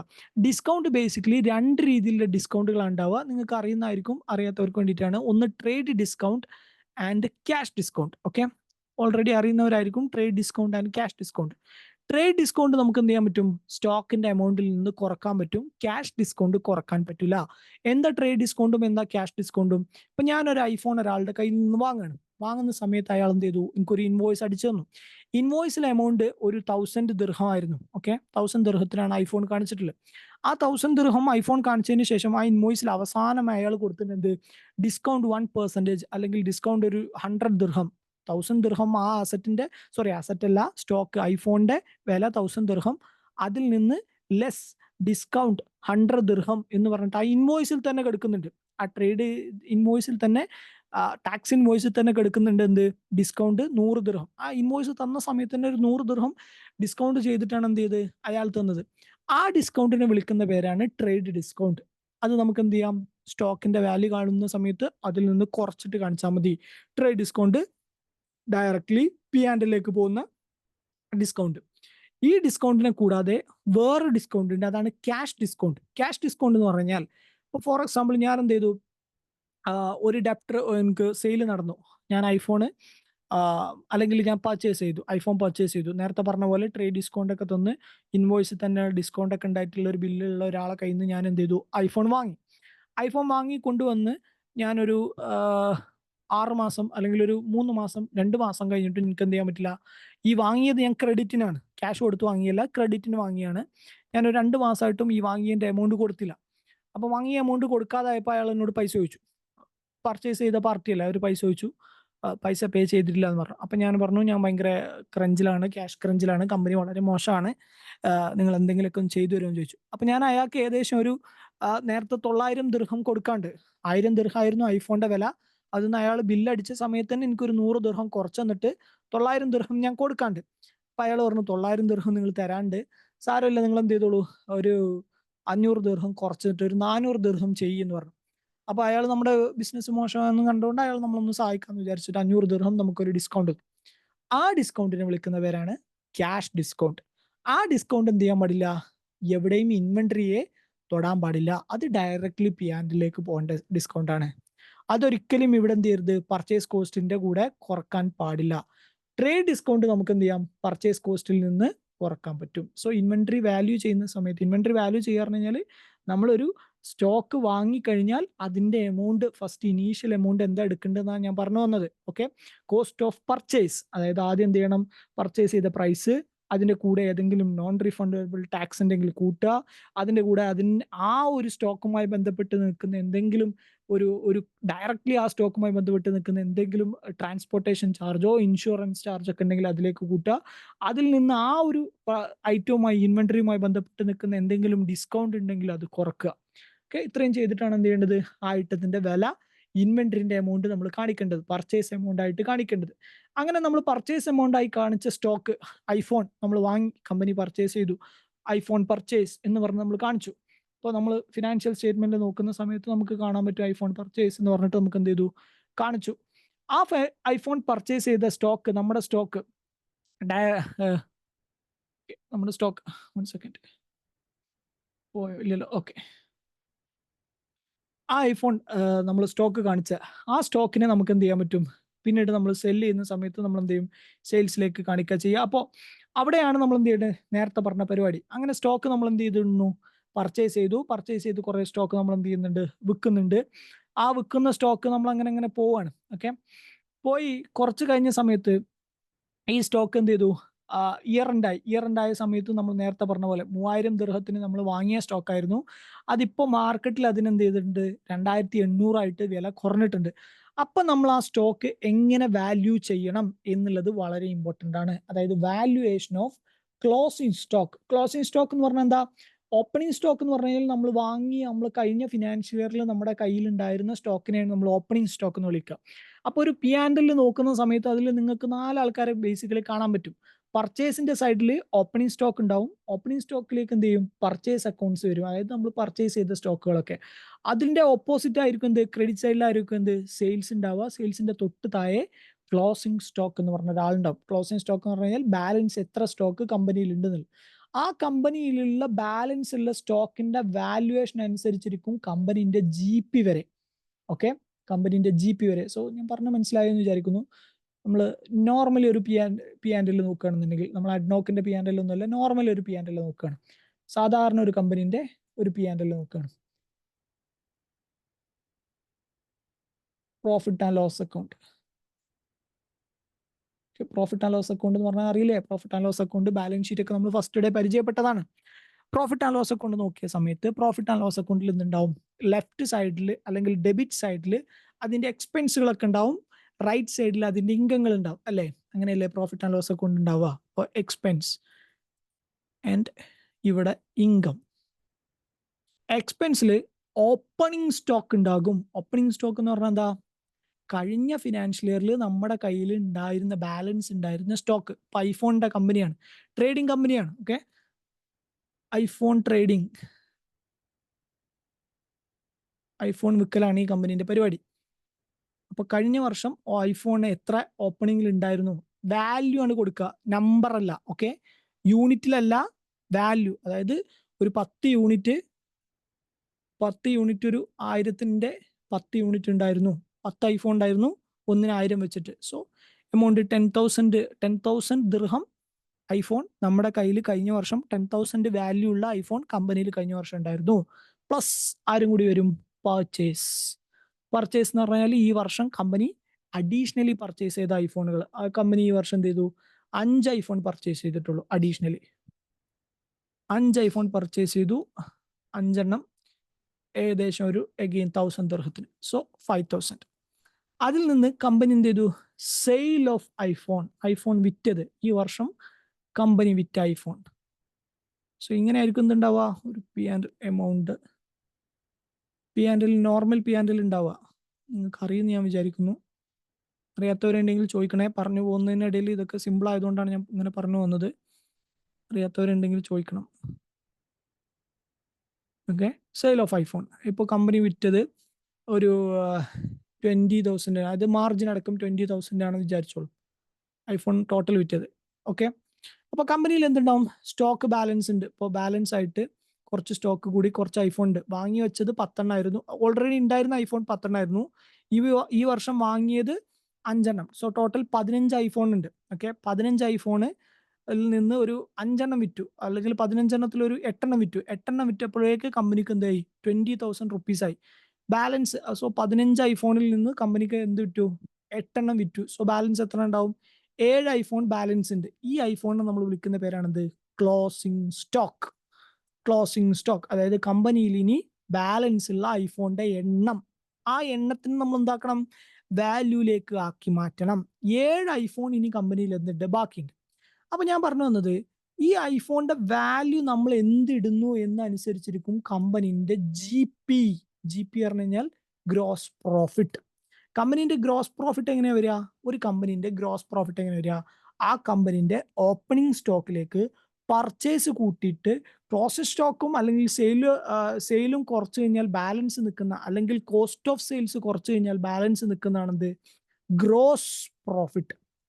എങ്ങനെയാ? ഗ്രോസ് പ്രോഫിറ്റിന്റെ ഇക്വേഷൻ എന്താ? Gross profit GP. Gross profit പറഞ്ഞു കഴിഞ്ഞാൽ നമ്മൾ ഒരു സാധനം വിൽക്കുന്ന സമയത്ത്, ഒരു ഐഫോൺ പോലത്തെ ഒരു സാധനം വിൽക്കുന്ന സമയത്ത് നമ്മൾ എടുക്കുന്ന മാർജിൻ, നമ്മൾ ബേസിക്കലി പറഞ്ഞു കഴിഞ്ഞാൽ മാർജിൻ, എത്ര പ്രോഫിറ്റ് മാർജിനിലാണ് വിൽക്കുന്നത് നമ്മൾ പറയില്ലേ? അതിനെയാണ് നമ്മൾ എന്ത് ചെയ്യുക? ഗ്രോസ് പ്രോഫിറ്റ് അല്ലെങ്കിൽ പ്രോഫിറ്റ് മാർജിൻ എന്ന് പറയാം. ആ പ്രോഫിറ്റ് മാർജിൻ ഒരു ഇക്വേഷൻ ഉണ്ട്. ഓക്കെ, ഗ്രോസ് പ്രോഫിറ്റ് മാർജിന് ഒരു ഇക്വേഷൻ ഉണ്ട്. ആ ഇക്വേഷൻ എന്താ? ഇപ്പൊ നമ്മൾ ഈ പി ആൻഡിൽ നോക്കിയാൽ നമുക്ക് ആ ഇക്വേഷൻ കാണാൻ പറ്റും. അത് തന്നെ, അതായത് ഓപ്പണിംഗ് സ്റ്റോക്ക് ഗ്രോസ് പ്രോഫിറ്റ് പറഞ്ഞു കഴിഞ്ഞാൽ ഒന്നെങ്കിൽ net sales, opening stock plus purchase എന്ന് പറയുന്നതിന് പകരം നെറ്റ് സെയിൽസ്. ഇവിടെ സെയിൽസ് നടന്ന എത്ര? 20,000 minus cost of goods sold. Okay, sales minus. So ജിപിന്റെ ഇക്വേഷൻ എന്താ? GP എന്ന് പറഞ്ഞു കഴിഞ്ഞാൽ sales minus cost of goods sold, അല്ലെങ്കിൽ COGS. ഇതിനെയാണ് അക്കൗണ്ട്സിൽ COGS എന്ന് വിളിക്കുക. ഒരു ട്രേഡിംഗ് കമ്പനിയാണെങ്കിൽ നിങ്ങൾ ഈ സാധനം കുറേ സ്ഥലത്ത് കാണേണ്ടി വരും. Cost of goods sold, COGS. അപ്പൊ ഇവിടുത്തെ COGS എത്രയാ? ഇവിടുത്തെ COGS എന്ന് പറഞ്ഞാൽ നമ്മൾ വിറ്റ സാധനത്തിന്റെ കോസ്റ്റ് എമൗണ്ട് എത്രയാണെന്നുള്ളതാണ് കാൽക്കുലേറ്റ് ചെയ്യേണ്ടത്. സോ സെയിലിൽ നിന്ന് നമ്മൾ എന്ത് ചെയ്യുക? COGS കുറച്ച് കഴിഞ്ഞാൽ നമുക്ക് കിട്ടുന്നതാണ് എന്ത്? GP. അപ്പൊ ആ GP ഇവിടെ കിട്ടും. ആ GPനെ ഡിപ്പെൻഡ് ചെയ്തിരിക്കുന്നത് നമ്മുടെ ക്ലോസ് സ്റ്റോക്കിന്റെ വാല്യൂ കൂടിയാണ്. 7 എമൗണ്ട് ഐഫോൺ എൻ്റെ കയ്യിൽ ബാലൻസ് ഉണ്ട്. ഞാൻ നേരത്തെ പറഞ്ഞ പോലെ 7 എമൗണ്ട് ഐഫോൺ എന്ത് ചെയ്യുന്നുണ്ട്? എൻ്റെ കയ്യിൽ ബാലൻസ് ഉണ്ട്. അപ്പൊ നമ്മൾ ഒരു എക്സാമ്പിൾ കൂടി നോക്കാം. നമുക്ക് ഈ GPന്റെ എക്സാമ്പിൾ നോക്കാം, വേറൊരു എക്സാമ്പിൾ നോക്കാം. ഓക്കെ, ഇത് മനസ്സിൽ വെക്കാം. ജീപ്പിന്റെ എക്സാമ്പിൾ നമ്മൾ ആദ്യമേ തൊടാതെ വേറൊരു എക്സാമ്പിൾ നോക്കാം. അപ്പോൾ കമ്പനി എന്ത് ചെയ്തു? ഒരു 2 ലാഖിന്റെ സെയിൽ നടത്തി, 2 ലക്ഷത്തിന്റെ സെയിൽ നടത്തി. കമ്പനിക്ക് സെയിൽസ് റിട്ടേൺ നടന്നു. നമ്മൾ സെയിൽസ് റിട്ടേൺ നടക്കുമല്ലോ ക്രെഡിറ്റ് നോട്ട് അടിക്കുമ്പോൾ. സെയിൽസ് റിട്ടേൺ എന്താ, ക്രെഡിറ്റ് നോട്ട് എന്താ, ഡെബിറ്റ് നോട്ട് എന്താണെന്ന് അറിയില്ലേ? നമുക്ക് ടാലി പറയുന്ന സമയത്ത് അത് പറയാം. ഇപ്പൊ ജസ്റ്റ് മനസ്സിലാക്കുക. സെയിൽസ് റിട്ടേൺ ചെയ്യുമ്പോഴാണ് എന്ത് വരിക? സെയിൽസ് റിട്ടേൺ ചെയ്യുമ്പോഴാണ് ക്രെഡിറ്റ് നോട്ട് വരിക. പർച്ചേസ് റിട്ടേൺ ചെയ്യുമ്പോഴാണ് ഡെബിറ്റ് നോട്ട് വരിക. ആ 2 നോട്ടുകളും ശരിക്കും മെൻഷൻ ചെയ്തോ, ശരിക്കും ഓർത്ത് വെച്ചോ. ട്രേഡിംഗ് കമ്പനി ആണെന്നുണ്ടെങ്കിൽ ക്രെഡിറ്റ് നോട്ടും നിങ്ങൾക്ക് ആവശ്യം ഉണ്ടാവും, ഡെബിറ്റ് നോട്ടും നിങ്ങൾക്ക് ആവശ്യം ഉണ്ടാവും. ആൻഡ് വാറ്റിലും ഈ 2 സാധനങ്ങളും വളരെ ഇമ്പോർട്ടൻ്റ് ആണ്. വാറ്റ് പ്രാക്ടിക്കലി ചെയ്ത സമയത്ത് ഞാൻ ആ സൈഡ് വാറ്റിന്റെ ഷീറ്റ് ചെയ്യുന്ന സമയത്ത് നമ്മളൊരു ഔട്ട്പുട്ട് എമൗണ്ട് കാണിക്കുന്നതിന് തൊട്ടപ്പുറത്തൊരു വാല്യൂ കാണിച്ചു തന്നിട്ടുണ്ട്. UAE-യിലാണെങ്കിലും KSA-യിലാണെങ്കിലും ഉണ്ടാവും. തൊട്ടപ്പുറത്ത് ഒരു കോളം കൂടി. ആ സമയത്ത് ഞാൻ പറഞ്ഞിട്ടുണ്ടായിരുന്നു റിട്ടേൺ വരുന്നത് അല്ലെങ്കിൽ ക്രെഡിറ്റ് നോട്ടുകൾ കാണിക്കാനുള്ള കോളം ആണിത് എന്നുള്ളത്. ആ ക്രെഡിറ്റ് നോട്ട് അല്ലെങ്കിൽ ആ ക്രെഡിറ്റ് നോട്ട് നമ്മൾ വിളിക്കുന്ന പേരാണെന്ത്? Sales return. Okay, sales return ഒരു 5K ഉണ്ട്. ഓക്കെ, സെയിൽ 2 ലാഖും സെയിൽസ് റിട്ടേൺ ഒരു 5K. Okay, and opening inventory, കമ്പനിയിലെ ഓപ്പണിംഗ് സ്റ്റോക്ക്, ഓപ്പണിംഗ് ഇൻവെന്ററി ഒരു 30,000 ഉണ്ട്. ഓക്കെ, കാണുന്നുണ്ടല്ലോ അല്ലേ? സെയിൽസ്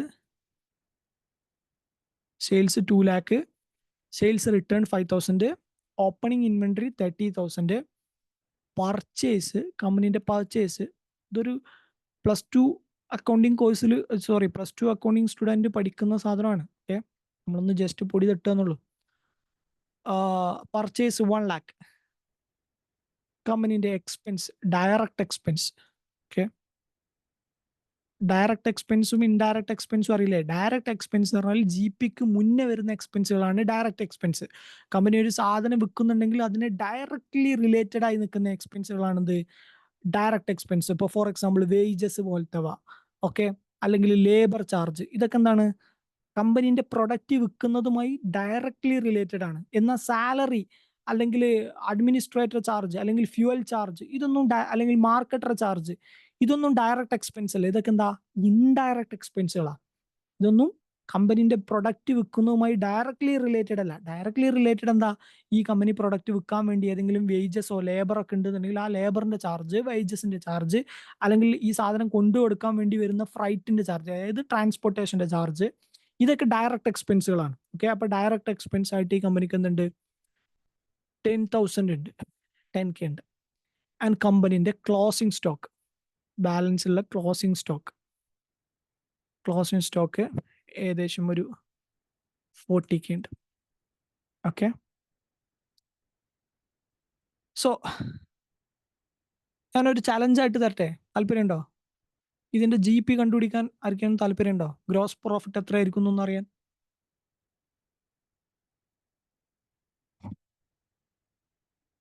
ശ്രമിച്ചു നോക്കണോ? ടൈം വേണമെങ്കിൽ 2 മിനിറ്റ് എടുത്ത് ശ്രമിച്ചു നോക്കണമെങ്കിൽ ശ്രമിച്ചു നോക്കാം, അല്ലെങ്കിൽ ഞാൻ പറയാം. എത്രയായിരിക്കും ഗ്രോസ് പ്രോഫിറ്റ് വരിക ഈ കമ്പനിക്ക്?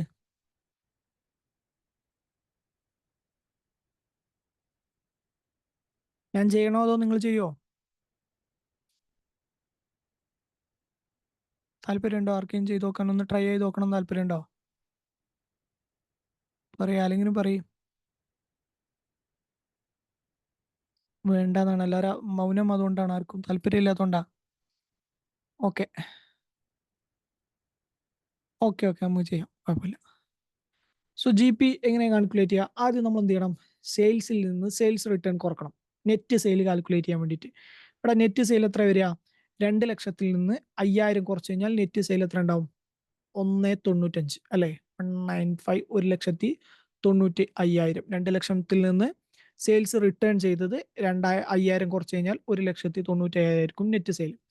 ഇനിയോ, ഞാൻ GPന്റെ ഇക്വേഷൻ എന്താ പറഞ്ഞത്? GP is equal to gross profit കണ്ടുപിടിക്കാൻ നമ്മൾ എന്ത് ചെയ്യുക? Sales minus cost of goods sold, വിറ്റ സാധനങ്ങളുടെ കോസ്റ്റ്, വിറ്റ എമൗണ്ട് അല്ലെങ്കിൽ വിറ്റ് കിട്ടിയ എമൗണ്ട്. സെയിൽസ് എന്ന് പറഞ്ഞാൽ എന്താ? സാധനം വിറ്റ് കിട്ടിയ എമൗണ്ട്. ആ സെയിൽ എമൗണ്ടിൽ നമ്മൾ എന്ത് ചെയ്യുക? കോസ്റ്റ് ഓഫ് ഗുഡ്സ് സോൾഡ്, വിറ്റ് കിട്ടുന്ന എമൗണ്ടിന്റെ പർച്ചേസ് പ്രൈസ് കുറച്ച് കഴിഞ്ഞാൽ കോസ്റ്റ് ഓഫ് ഗുഡ്സ് സോൾഡ് കിട്ടും. സോ സെയിൽസിൽ നിന്ന് കോസ്റ്റ് ഓഫ് ഗുഡ്സ് സോൾഡ് കുറച്ച് കഴിഞ്ഞാൽ നമുക്ക് കിട്ടുന്നതാണ് എന്ത്? Gross profit. ഒരു സാധനം ഞാൻ വിറ്റു, ആ വിറ്റ സാധനത്തിന്റെ കോസ്റ്റ്, ആ കോസ്റ്റിന്റെ കൂടെ ഞാൻ എന്ത് കൂട്ടിയിട്ടുണ്ടാവും? ഒരു ചെറിയ എൻ്റെ പ്രോഫിറ്റ് കൂട്ടിയിട്ടുണ്ടാവും. അപ്പോഴല്ലേ ഞാൻ വിൽക്കുക. ആ പ്രോഫിറ്റ് പോർഷൻ ആണ് നമ്മൾ കാൽക്കുലേറ്റ് ചെയ്യുന്നത്, ഗ്രോസ് പ്രോഫിറ്റ് പോർഷൻ അല്ലെങ്കിൽ മാർജിൻ. സെയിൽസിൽ നിന്ന് cost of goods sold calculate ചെയ്താൽ GP കിട്ടും. ഇവിടെ ആദ്യം എന്ത് ചെയ്തു, സെയിൽസ് കണ്ടുപിടിച്ചു. ഇനി നമ്മൾ എന്ത് കണ്ടുപിടിക്കണം, കോസ്റ്റ് ഓഫ് ഗുഡ്സ് സോൾഡ് കണ്ടുപിടിക്കണം. കോസ്റ്റ് ഓഫ് ഗുഡ്സ് സോൾഡ് എങ്ങനെ വരിക? കോസ്റ്റ് ഓഫ് ഗുഡ്സ് സോൾഡ് എന്ന് പറഞ്ഞാൽ നമ്മൾ വിറ്റ സാധനത്തിന്റെ വില. അപ്പൊ ആ വിറ്റ് ഒരു സാധനം ഞാൻ വിൽക്കണം എന്നുണ്ടെങ്കിൽ അതിൽ എന്തൊക്കെ ഉണ്ടാവും? എൻ്റെ കയ്യിൽ കഴിഞ്ഞ വർഷം ഉണ്ടായിരുന്ന സാധനം പ്ലസ് ഈ വർഷം ഞാൻ പർച്ചേസ് ചെയ്തത് പ്ലസ് അതിലേക്ക് ഞാൻ എന്തെങ്കിലും എക്സ്പെൻസ് വേണ്ടി വന്നിട്ടുണ്ടെങ്കിൽ ആ എക്സ്പെൻസ് മൈനസ് ഇനി വിൽക്കാതെ വെച്ചിട്ടുള്ള സാധനം. ഇതാണെന്ത്? കോസ്റ്റ് ഓഫ് ഗുഡ്സ് സോൾഡ്, വിറ്റ സാധനത്തിന്റെ വില. എങ്ങനെ? കഴിഞ്ഞ വർഷം എത്ര യൂണിറ്റ് എത്ര ഉണ്ടായിരുന്നു, അതിലേക്ക് ഞാൻ ഈ വർഷം എത്ര പർച്ചേസ് ചെയ്തു, അതിലേക്ക് ഈ വർഷം പർച്ചേസ് ചെയ്ത സമയത്ത് ഡയറക്ട്ലി എന്തൊക്കെ എക്സ്പെൻസ് വന്നു, മൈനസ് ഇനി വിൽക്കാനുള്ള സാധനങ്ങൾ. അപ്പൊ ഇവിടെ ഏതൊക്കെയാ? ഓപ്പണിംഗ് സ്റ്റോക്ക് ആണ് കഴിഞ്ഞ വർഷം എൻ്റെ കയ്യിൽ ഉണ്ടായിരുന്നത് അല്ലെ, 30,000. ഓക്കെ, 30,000 പ്ലസ് പർച്ചേസ് ചെയ്തത് ഈ വർഷം എത്ര രൂപന്റെ പർച്ചേസ് നടത്തി?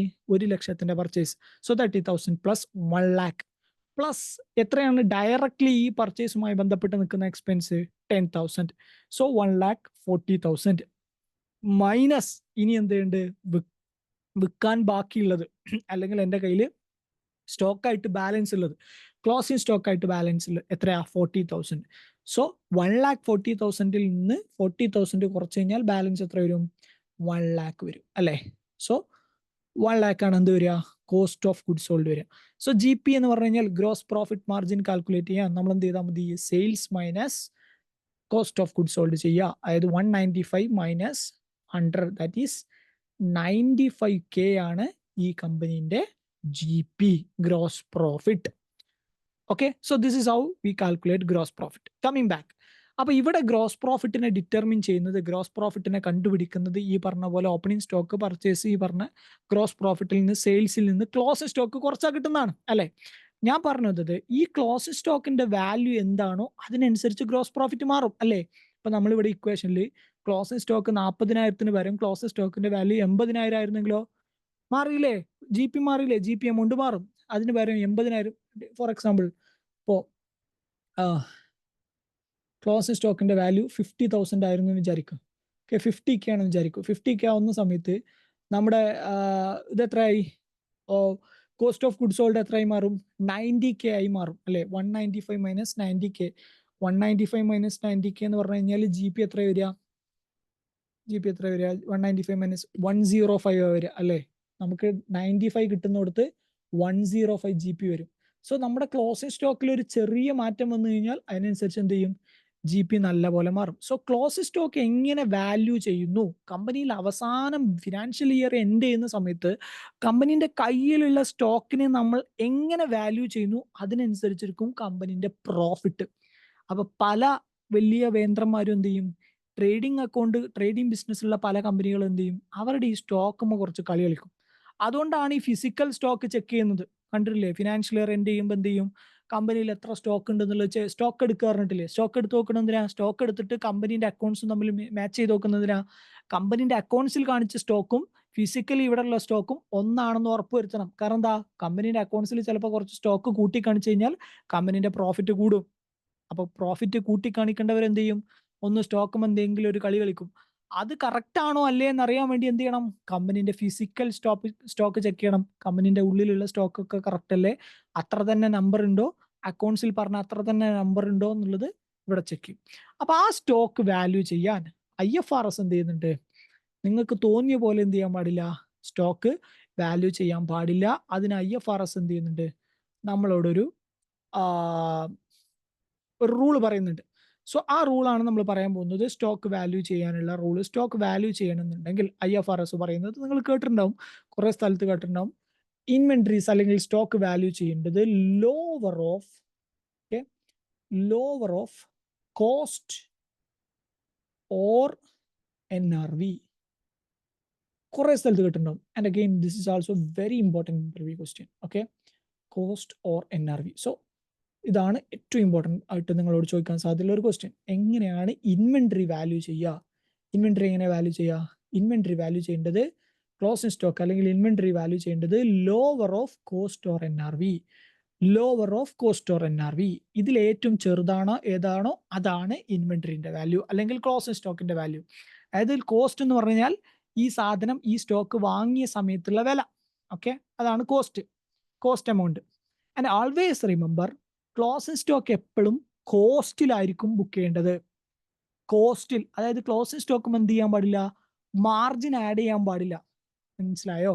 ഇപ്പൊ ഐഫോൺ നമ്മൾ എന്ത് ചെയ്തു, കൊണ്ടുവന്നു. ഐഫോൺ 1000-ന്റെ ഐഫോൺ കൊണ്ടുവന്നു. 1000-ന്റെ ഐഫോൺ കൊണ്ടുവന്നിട്ട് നമ്മൾ എന്ത് ചെയ്തു, 1500-ന് ഐഫോൺ വിറ്റു. ഐഫോൺ കമ്പനി 1000-ന് വാങ്ങി 1500-ന് വിറ്റു. 1500-ആണ് സെയിൽ ചെയ്യുന്നത്. ഒരു 5 ഐഫോൺ കൊണ്ടുവന്നു. 5 ഐഫോണിൽ 4 വിറ്റുപോയി. 4 വിറ്റുപോയി, 1 മാത്രം ബാക്കിയുണ്ട്. കമ്പനി ഫിനാൻഷ്യൽ സ്റ്റേറ്റ്മെന്റിൽ കാണിച്ചു ഒരു ഐഫോൺ ബാക്കിയുണ്ട്, ഐഫോണിന്റെ വില 1500 എന്ന് കാണിച്ചാൽ ഇറ്റ്സ് എ ബ്ലണ്ടർ. തെറ്റാണ്. കാരണം എന്താ, ആ 1500 വിറ്റ ഐഫോണിന്റെ വിലയാണ് അല്ലേ? വിറ്റ ഐഫോണിന് എന്തുണ്ട്, പ്രോഫിറ്റ് ഉണ്ട് അല്ലേ? പ്രോഫിറ്റ് മാർജിൻ കിടക്കുന്നുണ്ട്. 1000-ന് വാങ്ങിയ ഐഫോൺ നമ്മൾ 1500-ന് വിൽക്കുക എന്ന് പറഞ്ഞു കഴിഞ്ഞാൽ അതിൽ എന്തുണ്ട്, 500 ദിർഹംസ് പ്രോഫിറ്റ് ആണ്, ലാഭമാണ്. ആ ലാഭം വിറ്റാലേ കിട്ടുള്ളൂ. വിൽക്കാത്തൊരു ഐഫോണിന് ആ ലാഭം കിട്ടുമോ? അപ്പൊ നമ്മൾ ഫിനാൻഷ്യൽ സ്റ്റേറ്റ്മെന്റിൽ കാണിക്കേണ്ട ബാലൻസിന്റെ കയ്യിൽ ഒരു ഐഫോൺ ഉണ്ട്, 1500 എന്ന് പറയാൻ പറ്റൂല. പകരം എത്രയേ പറയാൻ പാടുള്ളൂ, 1000 വാങ്ങിയ വില എന്ത് ചെയ്യുന്നു, ക്ലോസിംഗ് സ്റ്റോക്ക് കാണിക്കാൻ പാടുള്ളൂ. അല്ലാതെ എന്ത് ചെയ്യാൻ പാടില്ല, ക്ലോസിംഗ് സ്റ്റോക്ക് ഒരിക്കലും സെല്ലിംഗ് വാല്യൂല് കാണിക്കരുത്. സോ ക്ലോസിംഗ് സ്റ്റോക്കിന്റെ വാല്യുവേഷൻ എടുക്കുമ്പോൾ സൂക്ഷിക്കണം. ക്ലോസിംഗ് സ്റ്റോക്ക് ഒരിക്കലും എന്ത് ചെയ്യരുത്, സെല്ലിംഗ് വാല്യൂല് വാല്യൂ ചെയ്യരുത്. ഒന്നെങ്കിൽ നിങ്ങളുടെ കോസ്റ്റ്, അല്ലെങ്കിൽ net realisable value.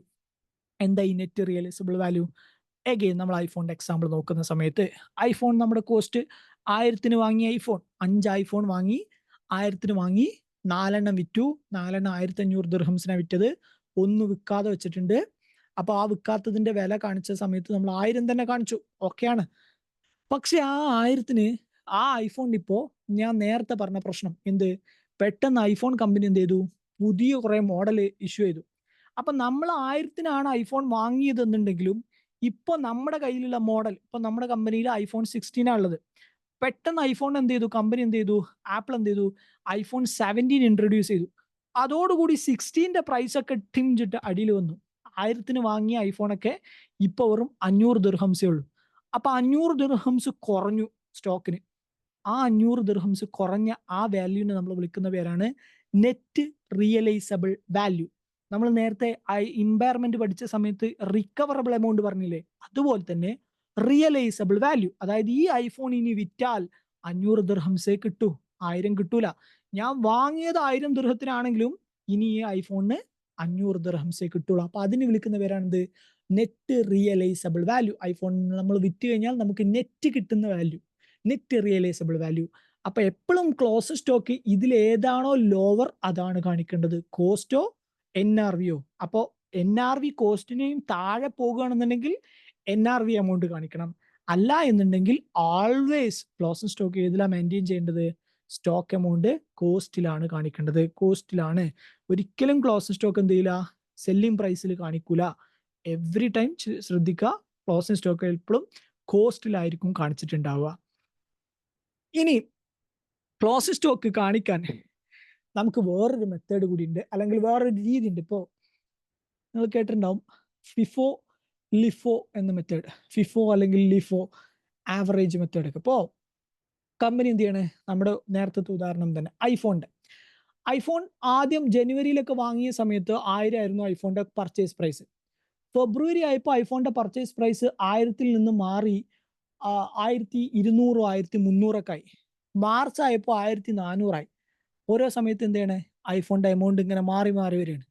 Financially year end ചെയ്ത സമയത്ത് നമ്മുടെ കയ്യിൽ കുറച്ച് ഐഫോൺ ബാക്കിയുണ്ട്. ഇതിൽ നമ്മൾ പല സമയത്ത് വാങ്ങിയ ഐഫോൺ ഉണ്ട്, ഫെബ്രുവരി വാങ്ങിയുണ്ട്, ജനുവരി വാങ്ങിയുണ്ട്, പലതും ഉണ്ട്. ഇതിൽ പലതും വിറ്റതും ഉണ്ട്. അപ്പൊ നമ്മൾ എങ്ങനെ വാല്യൂ ചെയ്യും? അതിനാണ് കമ്പനി ഫിഫോ മെത്തേഡ് യൂസ് ചെയ്യുന്നത്, first in first out. Okay, ആരോ എന്തോ ചോദിക്കുന്നു. ക്ലാസ് എപ്പോഴാണ് എൻ്റെ ആവുകയെന്നോ? ക്ലാസ് ഇപ്പം എൻ്റെ ആവും കേട്ടോ, 15 നമുക്ക് എൻ്റെ. ആക്ച്വലി നമ്മൾ 2 hour ആയിരുന്നു. ഞാൻ എന്തായാലും ഒരു 4 മിനിറ്റ് കൂടി കഴിഞ്ഞാൽ എൻ്റെ ഈ ഇൻവെന്ററി സെഷനും കൂടി കഴിഞ്ഞാൽ നിർത്താം. Okay, first in first out കൊണ്ട് ഉദ്ദേശിക്കുന്നത് ഫസ്റ്റ് ഏതാണോ വന്നത് അതിന് നമ്മൾ എന്ത് ചെയ്യുക, ഫസ്റ്റ് ഔട്ട്. ഓക്കെ, സോ അതിനാണ് ഞാൻ നിർത്താം. ഓക്കെ, നമുക്ക് ഈ ഒരു ചെറിയ പോർഷനും കൂടി ഉള്ളത് കഴിഞ്ഞാൽ ഈ ഇൻവെന്ററിൻ്റെ IFRS കഴിയും. ബോർ അടിച്ചു തുടങ്ങിയാൽ നമ്മൾ പെട്ടെന്ന് നിർത്താല്ലേ, പിന്നെ അല്ലെങ്കിൽ നമുക്ക് തല കയറില്ല. ഓക്കെ, അപ്പോൾ ഈ ഒരു സ്റ്റാൻഡേർഡ് കൂടി ഉണ്ട്. പിന്നെ നമ്മൾ നേരത്തെ പറഞ്ഞ ഇമ്പോർട്ടൻ്റ് ആയിട്ടുള്ള ഒരു സ്റ്റാൻഡേർഡ് ഉണ്ട്. കറണ്ട് അസറ്റിൻ്റെയും കറണ്ട് ലയബിലിറ്റിക്കൊക്കെ പകരം ഫൈനാൻഷ്യൽ അസറ്റ്, ഫൈനാൻഷ്യൽ ലയബിലിറ്റി എന്നുള്ള സ്റ്റാൻഡേർഡ്. സോ IFRS നമുക്ക് അതേ ബാലൻസ് ഉള്ളൂ. അതോടുകൂടി IFRSന്റെ മേജർ സ്റ്റാൻഡേർഡുകളൊക്കെ നമ്മൾ ഡിസ്കസ് ചെയ്ത് കഴിഞ്ഞു. ഇനി ബാക്കിയുള്ള കാര്യങ്ങളാണ് നമുക്ക് പറയാനുള്ളത്. സോ ഇപ്പോൾ ഇത്രയും കഴിഞ്ഞത് വെച്ചിട്ട് ഒരു ചെറിയ ക്വസ്റ്റ്യൻസ് ഞാൻ ഷെയർ ചെയ്യാം. നമ്മൾ ലീസിൻ്റെ കൂടി ക്വസ്റ്റ്യൻ ഇടാമെന്ന് വിചാരിച്ചിരുന്നു. അപ്പോൾ എല്ലതും കൂടി ഒരുമിച്ച് ഇടാമെന്ന് വിചാരിച്ചിട്ടാണ്. അപ്പോൾ ലീസ് പ്ലസ് നമ്മൾ ഇതുവരെ ഡിസ്കസ് ചെയ്ത എല്ലാ സ്റ്റാൻഡേർഡും കൂടി ബേസ് ചെയ്തിട്ട് ചെറിയൊരു ക്വസ്റ്റ്യനെയർ നാളെ ഉണ്ടാവുള്ളൂ. ഓക്കെ, നാളെ മോർണിംഗിൽ ഞാൻ എന്ത് ചെയ്യാം, ഗ്രൂപ്പിൽ ഷെയർ ചെയ്യാം. ചെയ്ത് നോക്കുക. ലീസിൻ്റെ ക്വസ്റ്റ്യൻസും അതുപോലെ ഈ പറഞ്ഞ നമ്മൾ ഇപ്പോൾ ഇത്രയും പഠിച്ച standard plus journal entry plus ledger creation ഒക്കെ ഉണ്ടാവും. ഓക്കെ, ഇതിപ്പോൾ നിങ്ങൾക്ക് എത്തി നിൽക്കേണ്ട ഒരു സ്റ്റേജ് ഉണ്ട്, ഞാൻ ഉദ്ദേശിക്കുന്ന ഒരു സ്റ്റേജ് ഉണ്ട്. അവിടേക്കുള്ള ഒരു ക്വസ്റ്റ്യൻസ് ഞാൻ ഇട്ടേക്കാം. നിങ്ങൾ എന്ത് ചെയ്യുക, നോക്കിയിട്ട് ചെയ്യാം. ഓക്കെ, ഇനി തിങ്കളാഴ്ച കാണാം. സോ എൻ്റെ ചെയ്യാണ്. ആർക്കെങ്കിലും എന്തെങ്കിലും സംശയം ഉണ്ടോ?